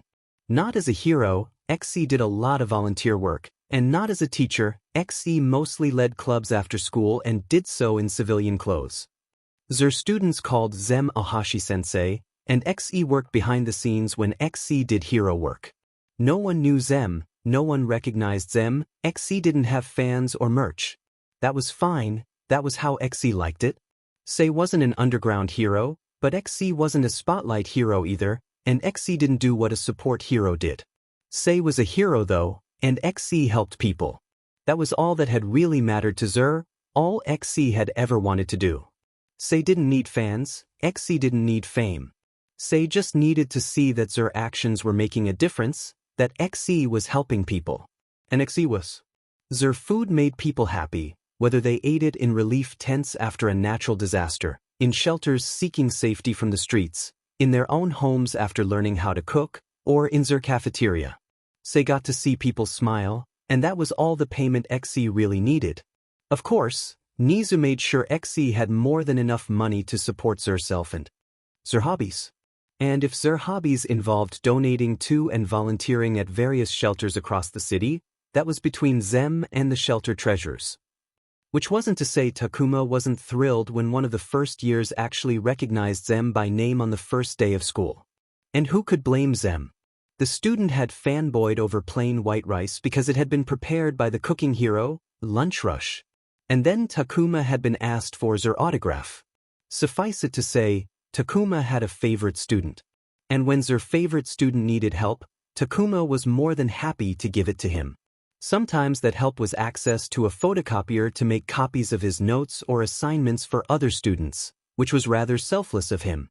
And sometimes it was a recommendation about food that would fill the kid's nutritional requirements without taking up a horrible amount of space in his luggage as he packed for the hero versus villains team exercise. Takuma had enjoyed making the compact meals for Midoriya to take with him. Midoriya hadn't asked Zer to, of course. Takuma had insisted. Sei would be the one preparing the food for the hero teams, after all. And Midoriya was Zer favorite. So Takuma had insisted that the boy could pick the food up on Sunday afternoon. And if Takuma had included a batch of 3/4 strength recovery gummies, it was more than worth it to see the way Midoriya's face lit up when he noticed them. Lunch Rush Sensei, you didn't have to really, Midoriya said. I wanted to, XE said. I'm sure you'll put them to good use. I will, Lunch Rush Sensei. I promise, Midoriya said. Thank you very much. You're welcome, Midoriya-kun, Takuma said. If there's anything else you need, let me know. Yes. It's not a request, but you're going to be making the food for the hero agencies, right? I am, XE said. I can't put anything in their food though. Will you be there in person to make the food? Midoriya asked. No, it will be sent in on drones. Okay, good, Midoriya said. I'd hate to damage anything important to you when I destroy their cafeterias. That's very considerate of you, Midoriya-kun, Takuma said. Thank you for thinking of me. Of course. Midoriya said. I've already discussed with my class what important items each of them will have with them that I'll know to look out for. I'm planning to talk to Kendo's team first thing tomorrow morning. That way I can find out what things they have, and I'm sure she'll have a list of items to look out for the Class B villain team. After all, it's only an exercise. There's no good reason to hurt each other in a way that lasts just to get a good grade. You think Class B will go along with that? Takemiwa had never heard of opposing teams working together like this to preserve important items. Sure, Midoriya said. I got permission from Tsu to share the list of items for Class A with Kendo's team. And I'm sure Tsu will share the list with Kamakiri's team when they first meet up. Cool. Takemiwa approved. That's very cool of you all. Cooperation is wonderful. Thanks. And there was the murder smile. Not that Midoriya would murder anyone ever. But Takemiwa was sure that over half the staff would agree to commit murder for Midoriya if he asked them with that smile. Then Midoriya left, carrying all the food Takuma had prepared for him. It was quite a lot, but Midoriya was a strong kid, and Takuma wasn't going to be the one to reprimand the kid for using his quirk outside of training. Not that Midoriya appeared to be using his quirk to carry the food. What? Takuma shook her head and went back to their food prep. Sei would be making food for the exercise, yes, but that didn't mean XC could ignore Monday's regular cafeteria crowd. The food bots could only do so much without them. 13 didn't tend to make bets and as such was the designated betkeeper for the UA teaching staff. V liked it that way. V liked knowing what everyone thought was going to happen, liked hearing all sides of the matter, liked being the one that everyone confided in. V loved being privy to the gossip in an official manner, in a way that not even Aizawa could judge. Everyone took part in the bets. Everyone. Even Aizawa. Even All Might. Even Nizu, though that time had been one of the most terrifying experiences of V's life. Anyways, 13 knew a lot. And knowing everything about everyone at UA, and in the extended hero scene, was the only way 13 got to experience anything close to V's lifelong dream of being a reporter. V was thankful to Nizu for saving V from the commission. V had seen what they'd done to Kigo. That thankfulness didn't mean V stopped having dreams. So 13 knew basically everything there was to be known about everyone in the hero world at all times. That didn't mean V could do anything with that information. Endeavor had bought and was abusive toward his wife, or that it was anything anyone really needed to know. Yagi Tashinori was not dating either David Shield or Tsukachi Naomasa, but he had talked about it with both of them, or that it was in any way relevant to anything in the world. Aizawa's hair was longer than Yamada's by 1 centimeter. Not all the information was like that, of course. Some of it V could act on. Lunch Rush's birthday was next month, and XC would love nothing more than home-cooked udon made by anyone but herself. Some of it V already had. Shinso Hitoshi's old group home was being investigated and Bun was no longer living in it. Some of it was good for everyone to know. Vlad needed to be reminded daily to take his iron supplements or he would forget. Then there was the information actually relevant to the current exercise. And 13 had it all. Kendo Itsuka had struggled to come up with her villain persona but had ended up putting in more effort than students had in the past, most had this year. Tokage Setsuna planned on violence, TM, and would cite catharsis. Shizuki Ibara might be one of the most terrifying villains this exercise had seen but she wouldn't mean any of it. Kamakiri Tagaru was nervous about his position as leader of the hero team. He didn't think he deserved it.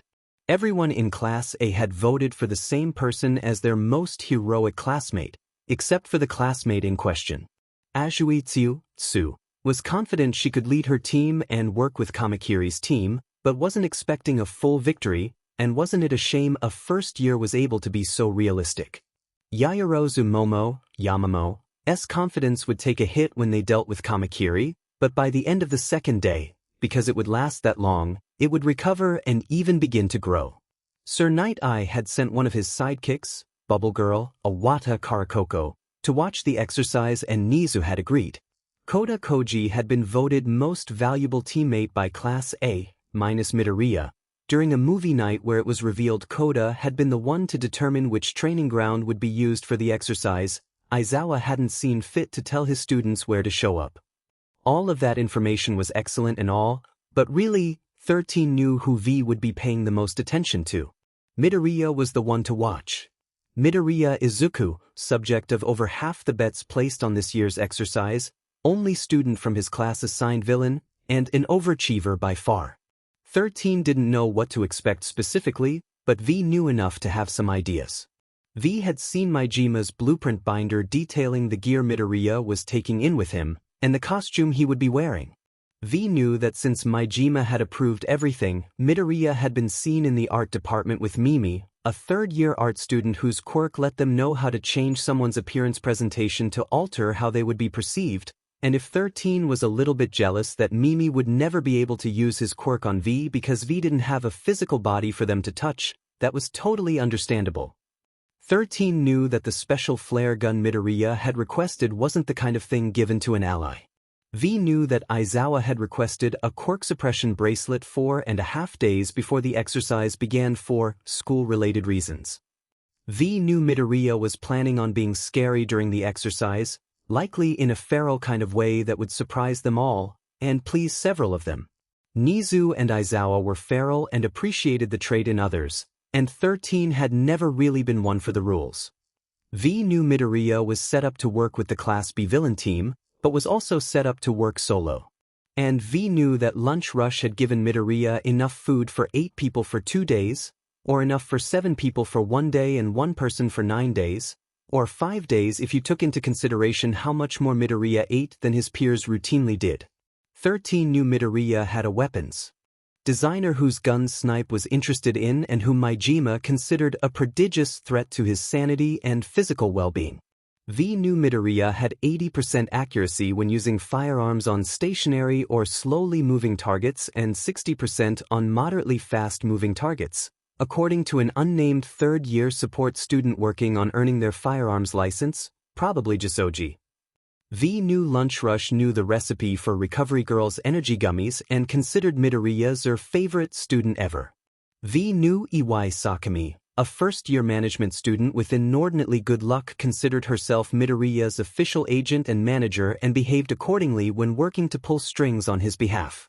V knew Miruko the rabbit hero had somehow found out about Midoriya's new fighting style using kicks and had sent him an unprecedented internship offer.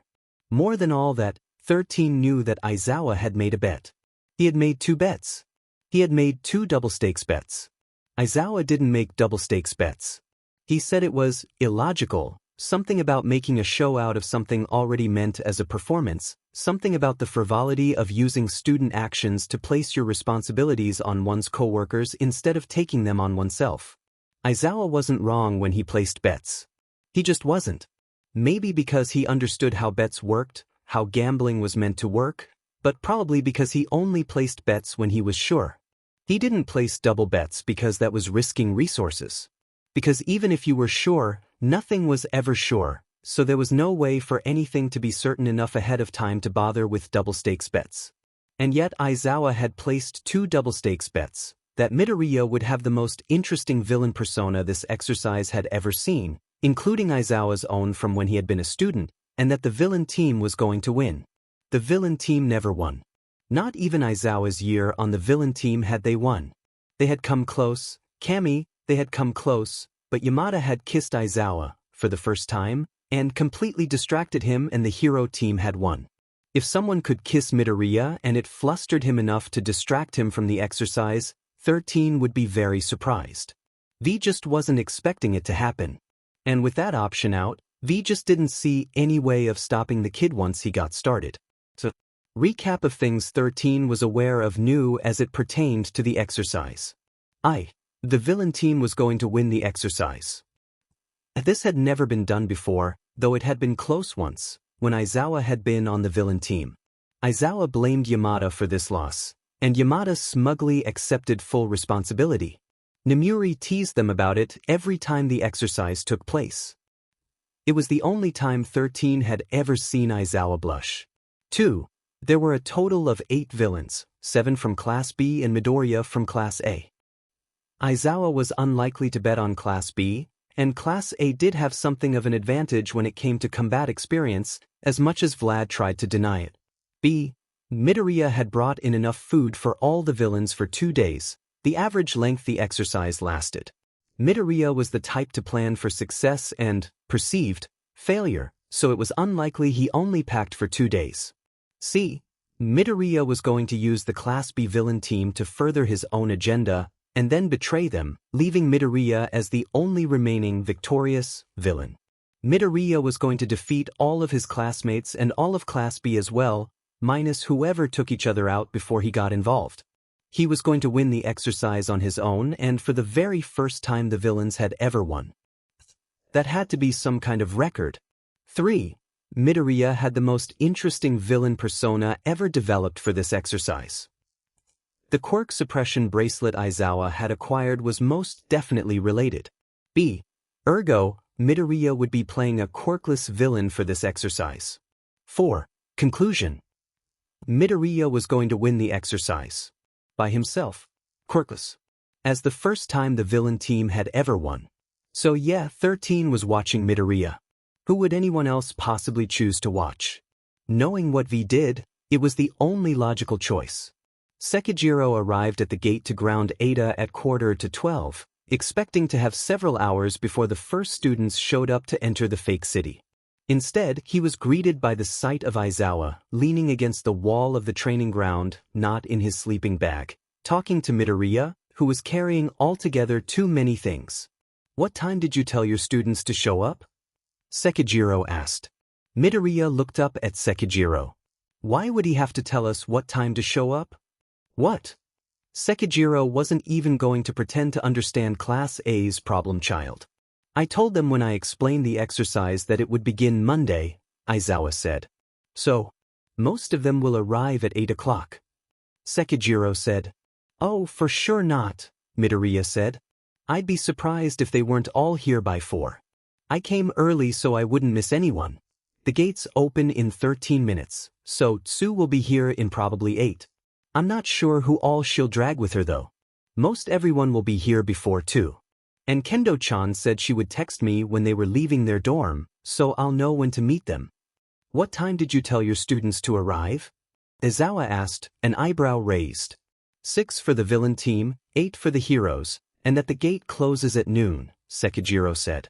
"Like anyone would tell them." Aizawa rolled his eyes. "I'm glad you got here before Tsu's team."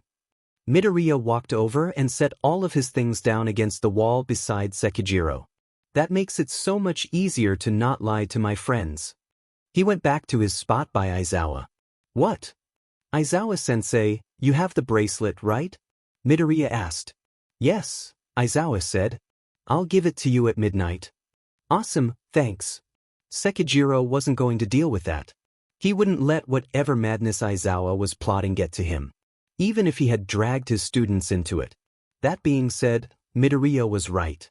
In 8 minutes, 5 minutes before midnight, a small group of 1A students arrived, led by the frog girl, Azuitiu, 1A hero team leader. Midoriya's enemy. "Midori-chan, Karo. I'm sorry we had a movie night without you." The frog girl put a hand on Midoriya's shoulder. "Ah, Tsu," Midoriya said. "It's okay. That's just how team exercises are. I finished my Friday work during that time anyhow. I hope when this is done we can all be friends still." Maybe not an enemy then, but his opponent.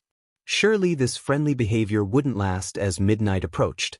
And they would be enemies once the gate opened. "Of course," Uraraka said. "You're our friend no matter what. Just because you have to pretend to be evil for a couple days doesn't mean anything bad about you." "Thanks, Uraraka-chan," Midoriya said. "I'm pretending to be a villain, though, not pretending to be evil." Sekijiro didn't feel like there was a difference. "Right," Uraraka said. "Sorry, Mido-kun. I didn't mean to erase the difference." "It's okay," Midoriya said. "I know you know the difference since we had that class on it. I'm just emphasizing it because I'm not a super great actor, so I'm going to be focused on behaving like a villain rather than on behaving differently from my normal self. So it's going to be me in there, but a villain. But I'm not actually a villain. No matter what it seems like, I promise it's just the exercise." "Midoriya." Sekijiro didn't know the name of the boy with 6 arms. He hadn't made it to the 3rd round of the sports festival, and Sekijiro had been focused on his own students until then. You're a good person. No one in class is going to start doubting that because of something from an assignment. You're at the top of the class, Midoriya-kun, Yaoyorozu said. We know you go all out for projects like this. We're all expecting to be surprised and challenged. Fing better, Bakugo said. Better not make this a waste of time, teen nerd. I can fight boring basic A villains on internships. It'll be a challenge for everyone. Uraraka said. And we can all hang out and talk about it afterward. There have been discussions of a pizza party, the 6-armed kid added. Obviously we'll have to schedule so it lines up with one of your cheat days. Yeah. Not much of a pizza party if Mido-kun can't participate. Uraraka said. Thanks guys. Midoriya's eyes were tearing up. Midoriya-kun, Yaoyorozu said. We made you something to say how much you mean to us and how little the exercise means. All 19 of us worked on it. 19? Midoriya asked. You mean? Shinso will be moving into the dorm during the exercise, Aizawa said. Yes. Midoriya did a fist pump. Sekijiro recognized that name. Shinso was the name of the kid with the brainwashing quirk. The one responsible for Shota dropping out of the 3rd round. Sekijiro didn't like the Gen Ed kid who had taken one of his kid's spots. He couldn't imagine that Aizawa was a fan of him either, since one of Aizawa's kids had dropped out too, and another, Midoriya, had nearly lost to him. But Midoriya was excited? We have to celebrate, Midoriya said. After the exercise, the 6-armed boy said. So how did it happen? Midoriya asked. When? I can't believe I missed it. Why, Karo? The frog girl asked.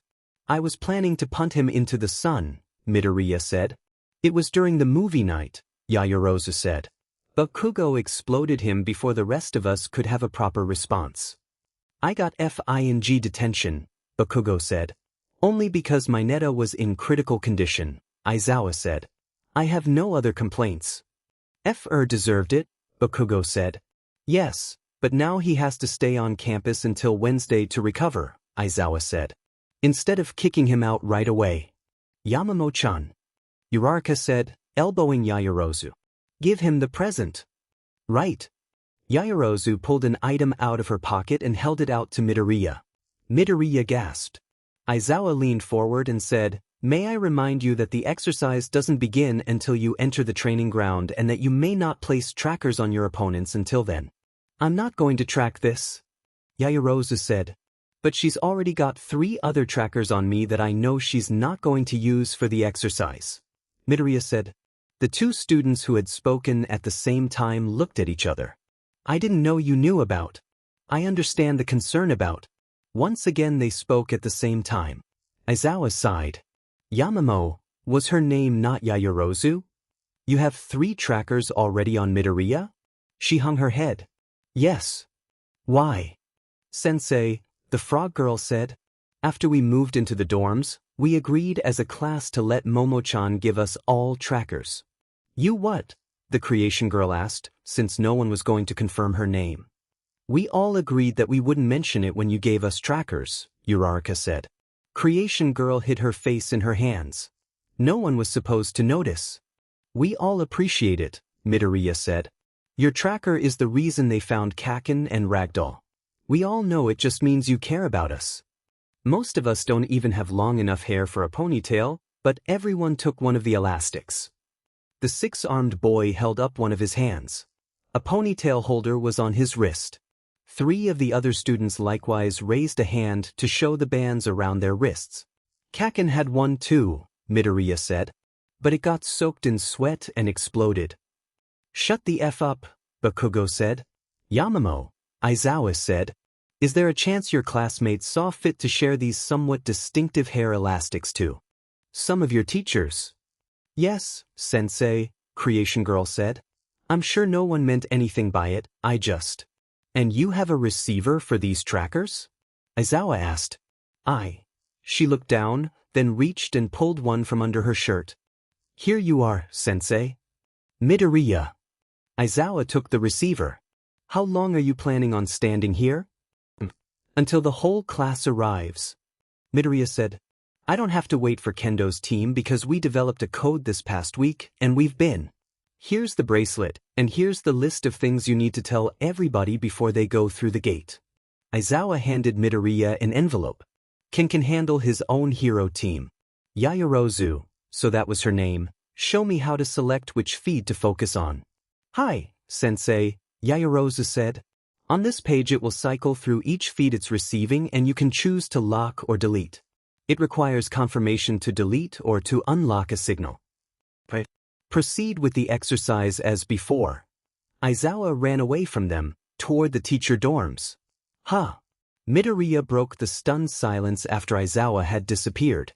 Wonder what that was about. What bracelet, Karo? The frog girl asked.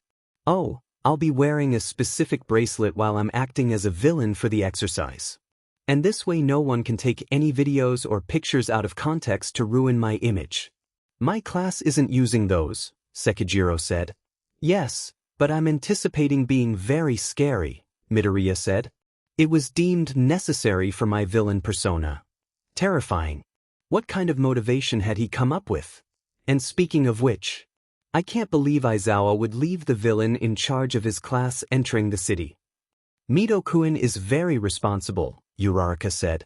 Plus he's not playing a villain until he's inside the city, the six-armed kid added. And none of you are concerned that he'll take advantage of the opportunity to mess with the hero team before he gets in there? Like, it was only common sense. The villains in this exercise were already at such a disadvantage. Any and all chances to hinder the hero team should be taken full advantage of. No, Yaoyorozu said. No, Uraraka said. Yeah, FING right, Bakugo said. It's Midoriya, Karo, the frog girl said. Have you met Midoriya? The six-armed kid asked. Sekijiro put his hands up and backed out of the conversation. He sat down with his back against the wall, next to Midoriya's pile of things. I was meaning to ask what that pile of things is, the frog girl said. Aizawa-sensei didn't have a pile of things. Oh, he gave me the bracelet, though, Midoriya said, holding up the envelope. And since we're working with Class B, I'll be sharing with them. Those bags are things for the villain team. Right, Ken-sensei? What? Sekijiro looked up. His students all called him Vlad-sensei. Yes. He wasn't going to argue with Midoriya. It just wasn't worth it. Right, Midoriya said. Because the hero agencies have cafeterias, but villains are just people. They have to find their own food. I'm so glad Kendo-chan thought of it. This exercise would go a lot differently if we had to break into the hero agencies to steal food or else do hostage exchanges or something to get food. Midoriya was bringing bags of food. Why hadn't Kendo asked Sekijiro about that if she'd thought of it? It was supposed to be one of the challenges the villain team had to face. If they thought of it ahead of time and brought food with them, good for them. But why would she have Midoriya bring it all? And why was there so much? How long was she planning on the exercise lasting? That makes sense, the frog girl said. Oh, Midoriya said. I just remembered. He bowed to the group. On Wednesday I lied to you. I said Kendo-chan and Shishida-kun were approaching me to discuss a club. We were actually talking about the exercise. Please forgive me. It's okay, Midokuen. Uraraka said. We forgive you. Ah, thank you. Midoriya stood up. The frog girl put a finger to her chin. You already have so many disadvantages. It makes sense to want to preserve the few advantages you do have. Oh, speaking of which, it wasn't too hard to figure out which training ground, right? Midoriya asked. You seemed unsure yesterday. If no one had shown up by 1, I was going to text the chat, but you showed up. Koda found the location, Karo, the frog girl said. Koda wouldn't take credit at first though. Once the anonymous tip wasn't anonymous, I could be confident about it. Midoriya nodded. If I could pick a second person to basically start on my team instead of having to convert them, I would pick Koda-kun. Koda is very reliable. Koda is, Uraraka said. The F you mean convert? Bakugo demanded. Oh, Midoriya said. It was in the unabridged rule book. Don't worry though. It won't matter for the exercise this time. Are you sure? Uraraka asked. Because it sounds like maybe we have a chance to turn you to our side instead of fighting you. Nope. Midoriya said. You FANG think the nerd built a villain persona that's not FING airtight? You think you're gonna stroll right up to villain Deku and… Hey, the six-armed kid said. Bakugo! Yaoyorozu said. Baku-chan please, the frog girl said. Uraraka threw a punch toward Bakugo's face. Midoriya caught her fist in one hand. It's okay, he said. No, it's not. Uraraka took her fist back. You're the one who told us the therapist said it wasn't healthy for people to keep calling you that. If it's a big enough deal that Midnight Sensei is letting you change your hero name, it's a big enough deal that Bakubi should be able to. I'm using it for my villain name for the exercise, Midoriya said. I told Kaken already. You've told him several things, the frog girl said. That will be fun, Karo. Midoriya shrugged. Ooh. Uraraka said. I can't wait to figure out what all you told him, Mido-kun. Ha! Bakugo demanded. What's it matter to you? Because there are only two relationships in the whole school that are more mysterious or confusing than yours and Mido's, Uraraka said. Two? Midoriya asked. Who's the other one? Toru-chan and Ojiro-kun, the frog girl said. What's the other relationship? I already knew theirs was considered more confusing. But what's the other one? Karo. There are 9 different betting pools on what relationship Aizawa-sensei and Yamada-sensei have, the frog girl said.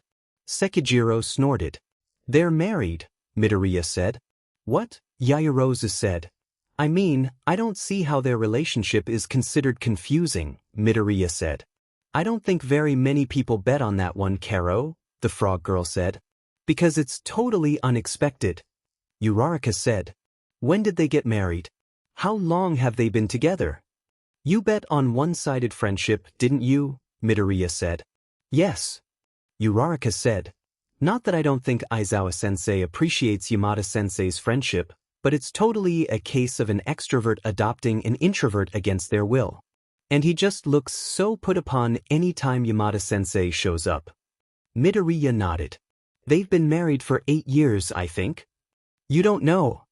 Yaoyorozu asked. It's not like I've asked them about it, Midoriya said. That would be kind of invasive, right? And it's obvious they're together. I mean, I was pretty sure Eraserhead and Present Mike were married way before I ever applied to UA. The real time. But it was basically a confirmation when I saw their matching rings. The real time? Sekijiro muttered. Who FING cares? Bakugo said. They're FING grown-ups. They're allowed to be married if they FING want to. Easy for you to say, Uraraka said. You bet on them being romantically involved. Of course I did, Bakugo said. Why would I bother being wrong? Midori-chan told you, Karo. Shut the F up. That's cheating, Uraraka said. And also irrelevant, Yaoyorozu said. Bets are off for the exercise, remember? Uraraka sighed. Yeah. Still though it's weird. It is midnight, the frog girl said. We should get going, Karo. Hi, Yaoyorozu said. I'll let you read Sensei's note for yourselves. Midoriya handed the envelope to the frog girl. Thank you, Midori-chan. The frog girl handed the note to Yaoyorozu. Will you please read this for us, Momo-chan? Of course. Yaoyorozu opened the envelope and pulled out the note. It was handwritten in Aizawa's writing. Clearly he had anticipated leaving for whatever reason, and had left this so they would still hear whatever he'd meant to tell them. Yaoyorozu cleared her throat and began to read the note. When Shoyuta grabbed Hizashi from the teacher's dorm common room, where they were all mostly sleeping, waiting, Namuri assumed that meant that all of Shuta's kids had figured out the gate opened at midnight and had already arrived and entered the training ground. It would be just like that class to figure it out based off of the scarce hints Shoyuta had given them. They really were a bright bunch. So Namuri took herself and her bag to the observation deck where she and the other teachers would be on and off spending their lives until the exercise was complete. She'd join her favorite married couple for a nap on a couch, or maybe challenge them to one of the multiplayer games she was bringing with her this year. Scrabble maybe? Ectoplasm would arrive at 5 am, Cementos at 5:30, And then Vlad's kids would start showing up at 5:45 until about 10 o'clock. It was a regular pattern. Of course, most years Shuta's class was much smaller and worked much more closely with Class B and so wasn't present in its entirety before 6. However, when she entered the room, Hisashi and Shoyuta were not present. Nizu was watching the screens, and Lunch Rush appeared to be staking a claim to one of the chairs in the corner. Audio for the relevant camera was on. "You really expect everyone in your class to be here by 2? Ken asked. "Yeah," Midoriya said.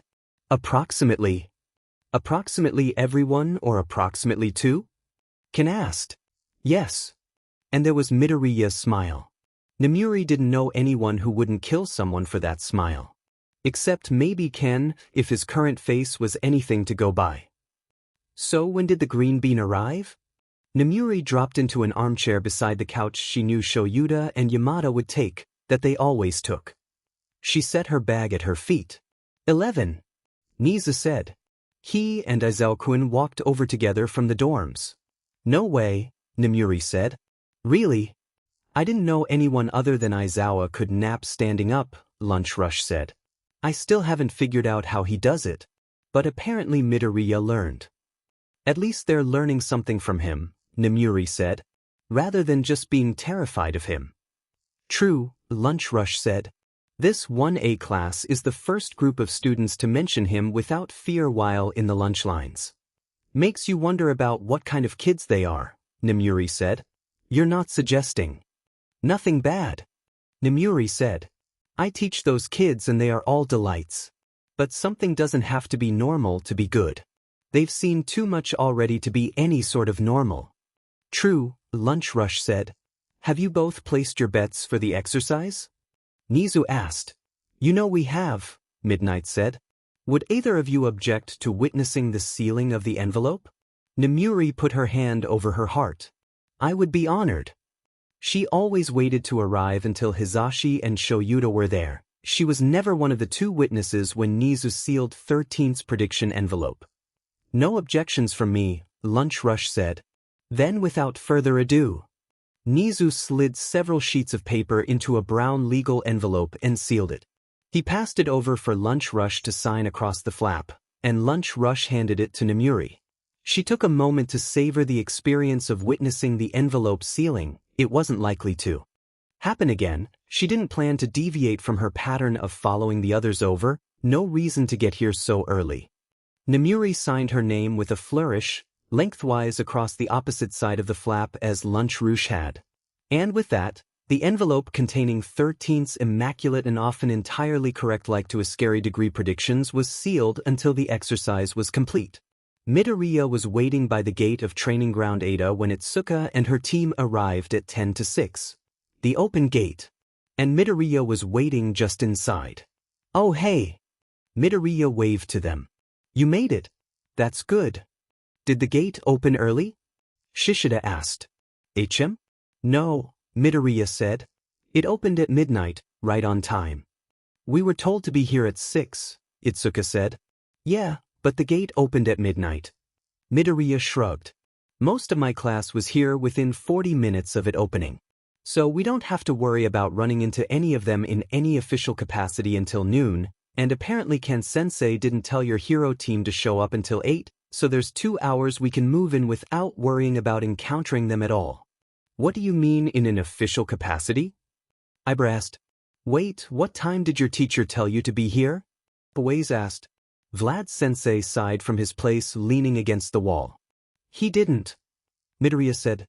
"He just told us that the exercise would start on Monday, so of course we all assumed that the gates would open at midnight. It's understandable if your teacher told you something different." "What?" Setsuna said. "And as for official capacity," Midoriya said, "civilians are still a possibility.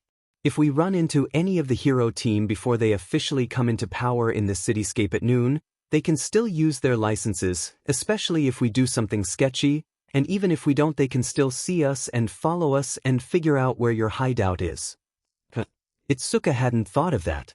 An off-duty hero was still a hero, after all. "Your teacher didn't tell you to show up at a certain time?" Tetsu asked. "He didn't even tell us where to show up," Midoriya said. That's why I made sure I told you guys first thing when we agreed to work together. The longer you had to spend figuring it out when I had already pieced it together, the more time you would have wasted. Though it turns out that Kodakuin figured it out and told Sue, so they've known for a while. How long ago did your hero team figure it out? Vlad-sensei told us, Ibra said. Yeah, on Saturday night, Reiko said. You mean your teacher didn't even tell you where the exercise was going to take place and you still all knew? Tetsu asked. That's so manly. Thanks. Midoriya said. I guess we've just gotten used to Aizawa-sensei's logical ruses. I hope you know that's terrifying, Midoriya-kun, Itsuka said. But it wasn't even difficult, Midoriya said. It was just a matter of determining which training grounds were possible. Choices based off of terrain, size, occupancy stan. The logical ruses, Midoriya-kun, Itsuka said. It's your teacher and his ruses that are incomprehensibly terrifying. And the fact that you've all gotten used to them. Well, they are logical, though, so it's not that surprising really, Midoriya said. Quiet for a bit. No one said anything to further refute Midoriya, though he was still obviously incorrect. His teacher was terrifying and Class A didn't make sense, and Midoriya said nothing more to argue his point. He also didn't make eye contact with or even look at any of them. So did you pick a hideout? Tetsu asked. Oh. Midoriya's face brightened. I had a look around the city, but I wouldn't be so presumptuous as to choose your base's location. After all, Kendo-san is the leader. You're the Class A leader, Itsuka said. Yes, but there's no Class A villains to lead, just me. And I wouldn't presume to take charge of your operation. That was very nice of Midoriya. It was also very stubborn of him. They'd been working together for just shy of a week now, and Itsuka had repeatedly invited him to co-lead the joint villain team with her. Either he had continuously missed the invitations, unlikely, Itsuka had been very blunt and direct after the first few, or he was actually refusing to lead. It made her wonder about Midoriya's skills and especially confidence as a leader. Itsuka had heard from her fellow class rep, Yamamo, that originally Class A had selected Midoriya, who had taken the first possible opportunity to pass the buck to her and nominate Ida as her vice. Plus, at the sports festival, he had taken the teammates who had come to him, allowing that support corps student to completely domineer his team. The team had been under his name, but Itsuka hadn't even seen him use his quirk once that round. And now, he was refusing to co-lead when he had been selected by the teachers for a leadership role. Maybe he just wasn't cut out for it? That was fine. Itsuka had the experience. She would just take charge and make sure everything went according to plan. As much as possible, at least. You got your food, Mido bro? Tetsu asked. Hi. Midoriya spun to show off the backpack he wore. I've got this with me. Speaking of which. He turned back to Itsuka. Kendo-san, Sue okayed me to share the list of important personal items they have with you and your team. I assume you have a list for your class's hero team as well? What? Itsuka asked. Things that we've brought with us to the exercise that the other team will know better than to target, Midoriya said. It's just an exercise after all. No need to cause long-term damage, right? He gave a small smile. Itsuka took a deep breath. Our class didn't do something like that, Midoriya-kun. Oh. He seemed actually confused. Then how will anyone know what items not to destroy? We don't bring anything important with us, Itsuka explained slowly. Because then it might get damaged. No comfort items or anything? Midoriya asked. What happens if one of you has an episode? Or a flashback? Itsuka pasted on a smile. She didn't buy into Monoma's Class B supremacy fixation, and she never would, but that didn't keep Itsuka from acknowledging that there was something off about Class A. Not something wrong, per se, but something fundamentally different for sure. Our class hasn't fought villains like that, Midoriya-kun. Midoriya paused in place a moment. Oh. He tilted his head. But at the training camp, you and Tetsu took down the gas guy. And Away-san, you're the one who welded the tracker to the normal. None of us brought any items of importance with us, Midoriya-kun, Itsuka said. And none of our class is in danger of experiencing flashbacks or... or episodes, whatever that meant, during the exercise. Okay, Midoriya said. So, what kind of building were you thinking of for your base? Itsuka sighed fondly. Midoriya was always just so earnest and he always meant well. Okay, so first off, Itsuka said, obviously we want something we can defend. Got your first one, Ryo? Already? Ryo sat up in his chair.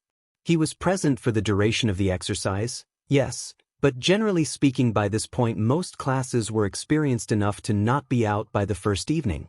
The hero team always won, but they didn't eliminate their opponents, only capture them and let them sit in a cell in the fake agency building.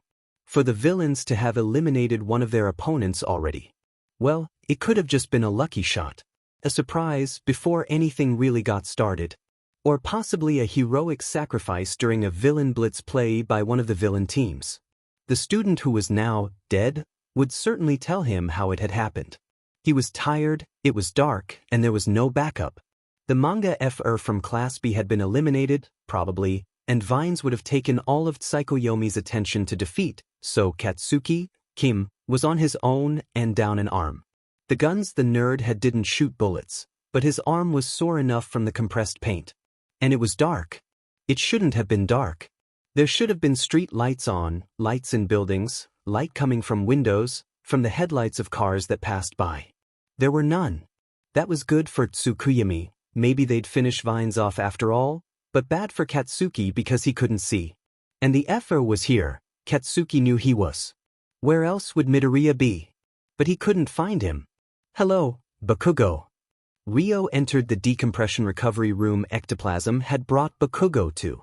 I'm here to talk you through your experience in the exercise. Bakugo made no move to respond. He didn't even look in Ryo's direction when the counselors sat on the couch opposite him. Dissociation? Explosions going off.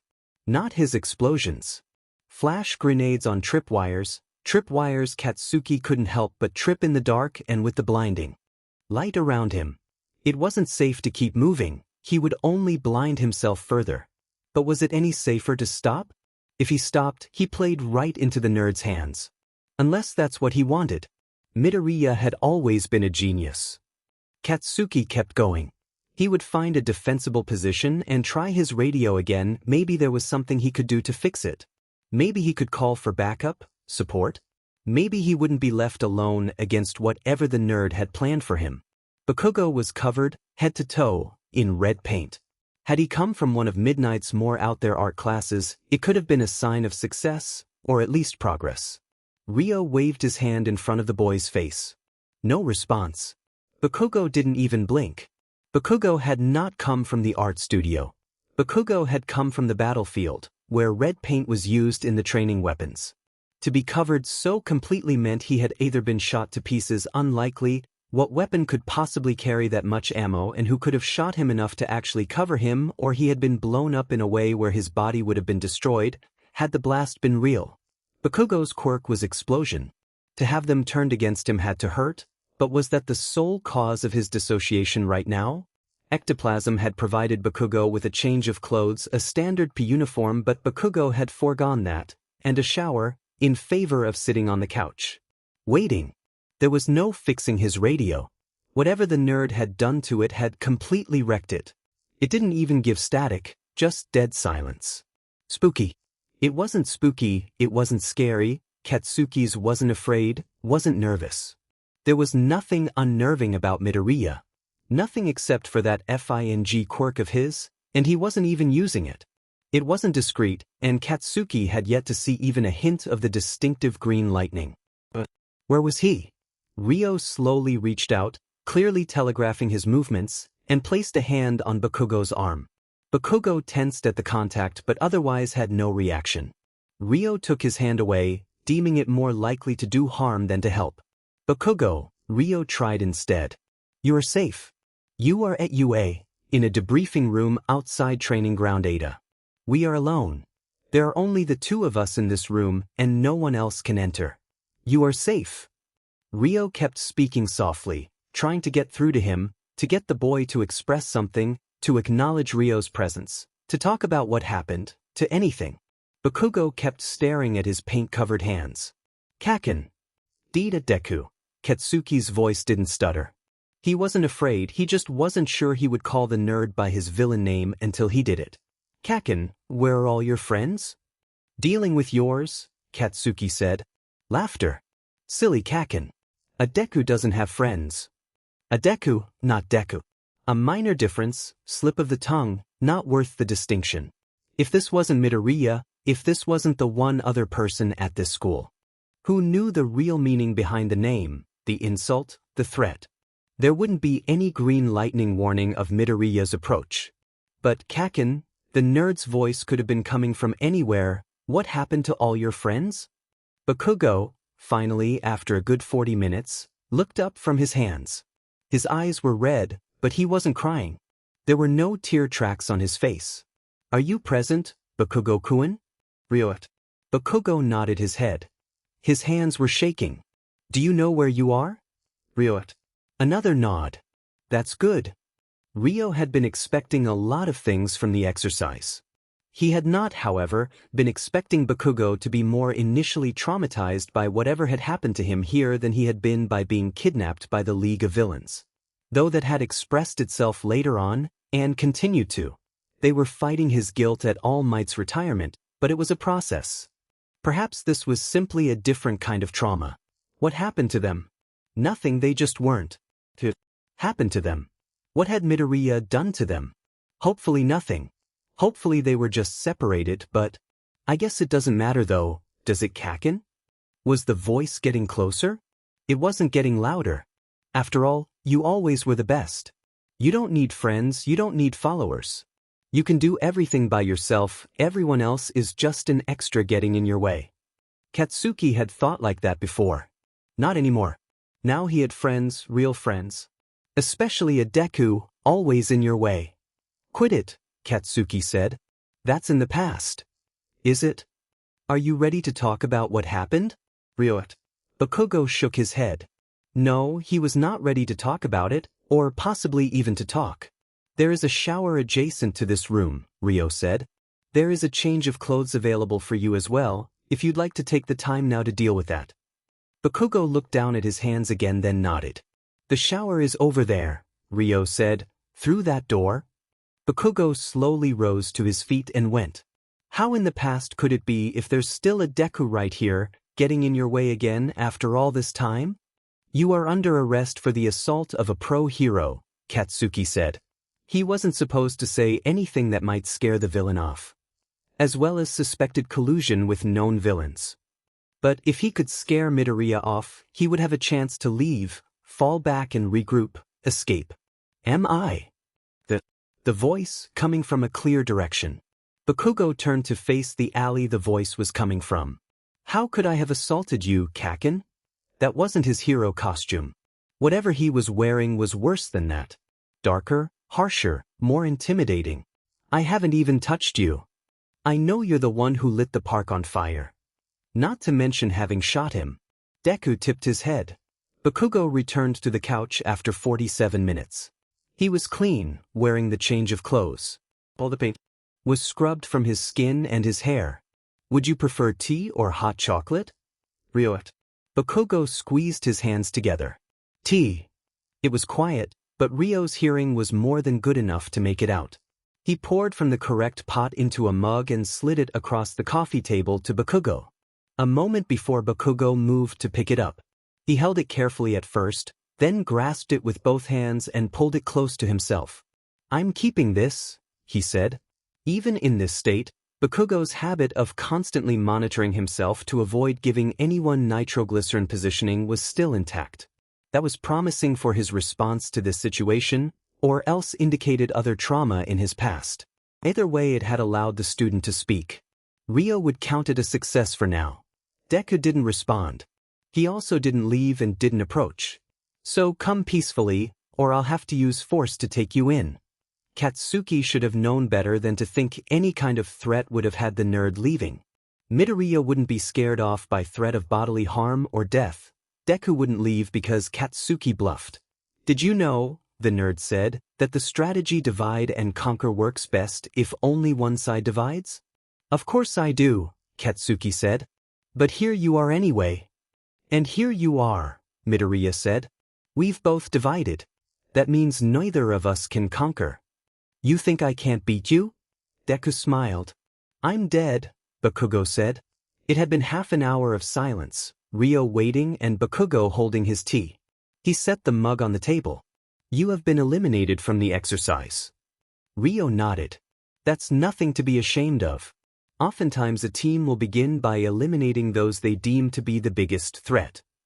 It wouldn't do for Bakugo to think he'd lost because he was weak, after all. Rio didn't know how Bakugo had been eliminated, but he was sure it hadn't been because of any weakness on Bakugo's part. I'm not going to beat you, Kaken, Deku said. You mean you can't? If Midoriya wasn't going to, then who else was here? Divide and conquer. The nerd was smarter than to come alone, to risk losing, especially so close to the start of the exercise when he didn't have a team to fall back on. However you'd like to say it, Deku said. What chance does a Deku have against the #1 hero, after all? If I was smart, I'd leave you alone. Avoid people more powerful than me. Katsuki didn't like where this was going. He hated himself for knowing where that was. If I try to do something, someone will have to put me in my place. So no, Kaken. I'm not going to fight you. I eliminated myself, Bakugo said. Rio left silence for Bakugo to fill. And he knew it was going to happen, Bakugo said. He let me take myself out. He didn't even have to do anything. Longer silence, one Bakugo made no move to fill. Can you explain what happened, Bakugo-kun? Rio, I'm just going to let you watch a quirkless Deku eliminate everything you care about. Long silence. Empty silence. Deku was gone, and Katsuki was alone in the dark in the middle of the street. His calm crackled to life and he heard screaming, shouts of pain and terror. But he had just left, and already he was. Letting him watch. Letting him. Katsuki fumbled with the flare gun he'd attached to his belt. What had the nerd said about it? FING battleships. If it was too much, he could fire this and it would stop. He could fire the flare gun and it would stop. The nerd had promised, it would stop. Katsuki pointed the barrel of the gun to the sky, his arm shaking, sore where the bullet, paintball, it was paint, there was no blood, it was paint, had hit. He pulled the trigger. I need to call Auntie, Bakugo said. Tell her I'm sorry. Sorry doesn't mean S. If. Why do you need to call your aunt? Rio. Because Deku is my fault, Bakugo said. We're actually all so lucky he's a hero. That was great. Yanagi said. We got all of them. Did you see how scared Kaibara was? Setsuna asked. When the whole room came down on him? And how?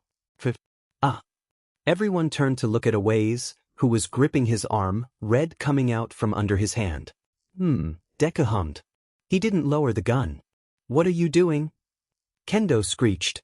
No offense, Itsuka-chan, Deku said. But you've served your purpose. You told me the weaknesses of the Class B heroes, and we eliminated them. Together, Kendo said. We eliminated them together, just like how we're going to eliminate the Class A heroes. Together, as a team. Deku spun and fired his gun, nailing Tetsu's shoulder. The metal boy stopped in place where he'd been inching towards Deku's place on the opposite side of the room. That won't take you out, but hopefully the pain is reminder enough that you shouldn't be trying anything. You agreed to work with us, Kendo said. I did, didn't I? Deku said. Did I? You did. Kendo said, fists clenching. Deku shrugged. Agree to disagree. He pulled the trigger. Red covered Kendo's chest. Tetsu closed the space between them and fell to an electrical shock strong enough to paralyze him. He had to drop his metal coating to escape the electricity, and Deku fired on Tetsu. Yanagi threw the whole room at Deku. Through the barrage no one else could get close. Get out! Yanagi shouted to her remaining teammates, Tokage, Awaze, and Shishida. Deku ducked under the barrage and charged. Yanagi changed the direction of the projectiles, but Deku tackled her before she hit him with it. Shishida moved in to assist, and electricity coursed through him, more than had affected Tetsu. Awaze moved away from Shishida, not looking to get in his way or be shocked. A wise decision as Shishida grew. Items stopped flying around the room. Yanagi lay behind Deku on the floor, red smeared across her face and neck. Shishida charged. Deku open-fired, then flipped over Shishida. Rapidly shrank to avoid going out the window. While in the air, Deku fired again. Not all of the paintballs hit Shishida, but enough did. Shishida fell and didn't get up again. Awaze glanced around the room. He couldn't make out where exactly Setsuna was. He knew he had to get out. Now, Deku said. No, Awaze said. Midoriya. We're your team. What are you doing? It was an accident, Deku said. What? The first paintball, Deku said. It was a mistake. Then you all assumed and well. So you're not actually turning on us? But you. Oh no, that part was real, Deku said. I was aiming for your heart, is all. I won't miss again. What? And one more thing, Deku said, gun held level in both hands. Midoriya isn't here. He fired. Ectoplasm's clones came in to escort those eliminated out of the room. Ah, Ectoplasm-sensei, Deku said. I'm sorry. You're early. What? The clone asked. Deku jumped out the window, hanging onto the ledge with just one hand. The room exploded in red. Setsuna shouted in pain and reformed every piece of her red. The ectoplasm clones in the room were destroyed. Deku pulled himself back into the room, the red room. Quiet. No one turned to look at Snipe. Everyone kept their eyes fixed on the screen. Is that allowed? Snipe managed. There's nothing in the rules saying it isn't, Shoyuta said. You keep saying that. Vlad took his eyes off of the screen, turned to look at Shoyuta. The rules don't say it's not allowed, so it must be fine. But just because the rules omit it doesn't mean that it's okay. Generally speaking, the acts that get someone labeled as a villain aren't okay, Shoyuta said. Midoriya is meant to be portraying a villain. For a school exercise, Vlad said. Even Setsuna wasn't taking it as far as he is. Setsuna had a team to rely on, Shoyuta said. So did Midoriya, Vlad said. They were working together. Were they? What does that even mean, Aizawa? Vlad asked. They agreed to work together for the exercise. It's one team, not two. It was one team, Shoyuta agreed. Vlad narrowed his eyes. You never agree with me. It was one team, Shoyuta repeated. And now that the team's usefulness has been exploited, Deku disposed of them. Disposed of? Those were his teammates, Aizawa. Deku doesn't have a team, Shoyuta said. He's the only villain from Class A. But he agreed to work together with the Class B villains, Vlad said, explaining it as though Shoyuta were particularly slow to understand. Meaning that they are his teammates. Who did Kendo broker the agreement with? Shoyuta asked. Babes? Hisashi asked. Shoyuta gave his hand a squeeze. Hisashi squeezed back. What? Vlad asked. You said they agreed to work together, Shoyuta said. Who did? Kendo and Shishida were the ones who approached him, Vlad said. Why does? Approach too? Shoyuta pressed. Nizu turned his head to them for a moment, eyes gleaming. Nizu was scary. Nizu was on their side. Oh, Midoriya, of course, Vlad said. Shoyuta nodded, then motioned to the screen. That is not Midoriya. Vlad's face blanched. You think Toga could have? I have it on good authority that Toga is otherwise involved this week, Shoyuta said. He didn't reveal the fact that his source was Midoriya, that his problem child had somehow brokered a deal with her, intent on rescuing and reforming her despite her several attempts on his life. No, not Toga. That is Deku. It's just a different name, Vlad said. It's still Midoriya. Is it? Of course it is, Vlad said.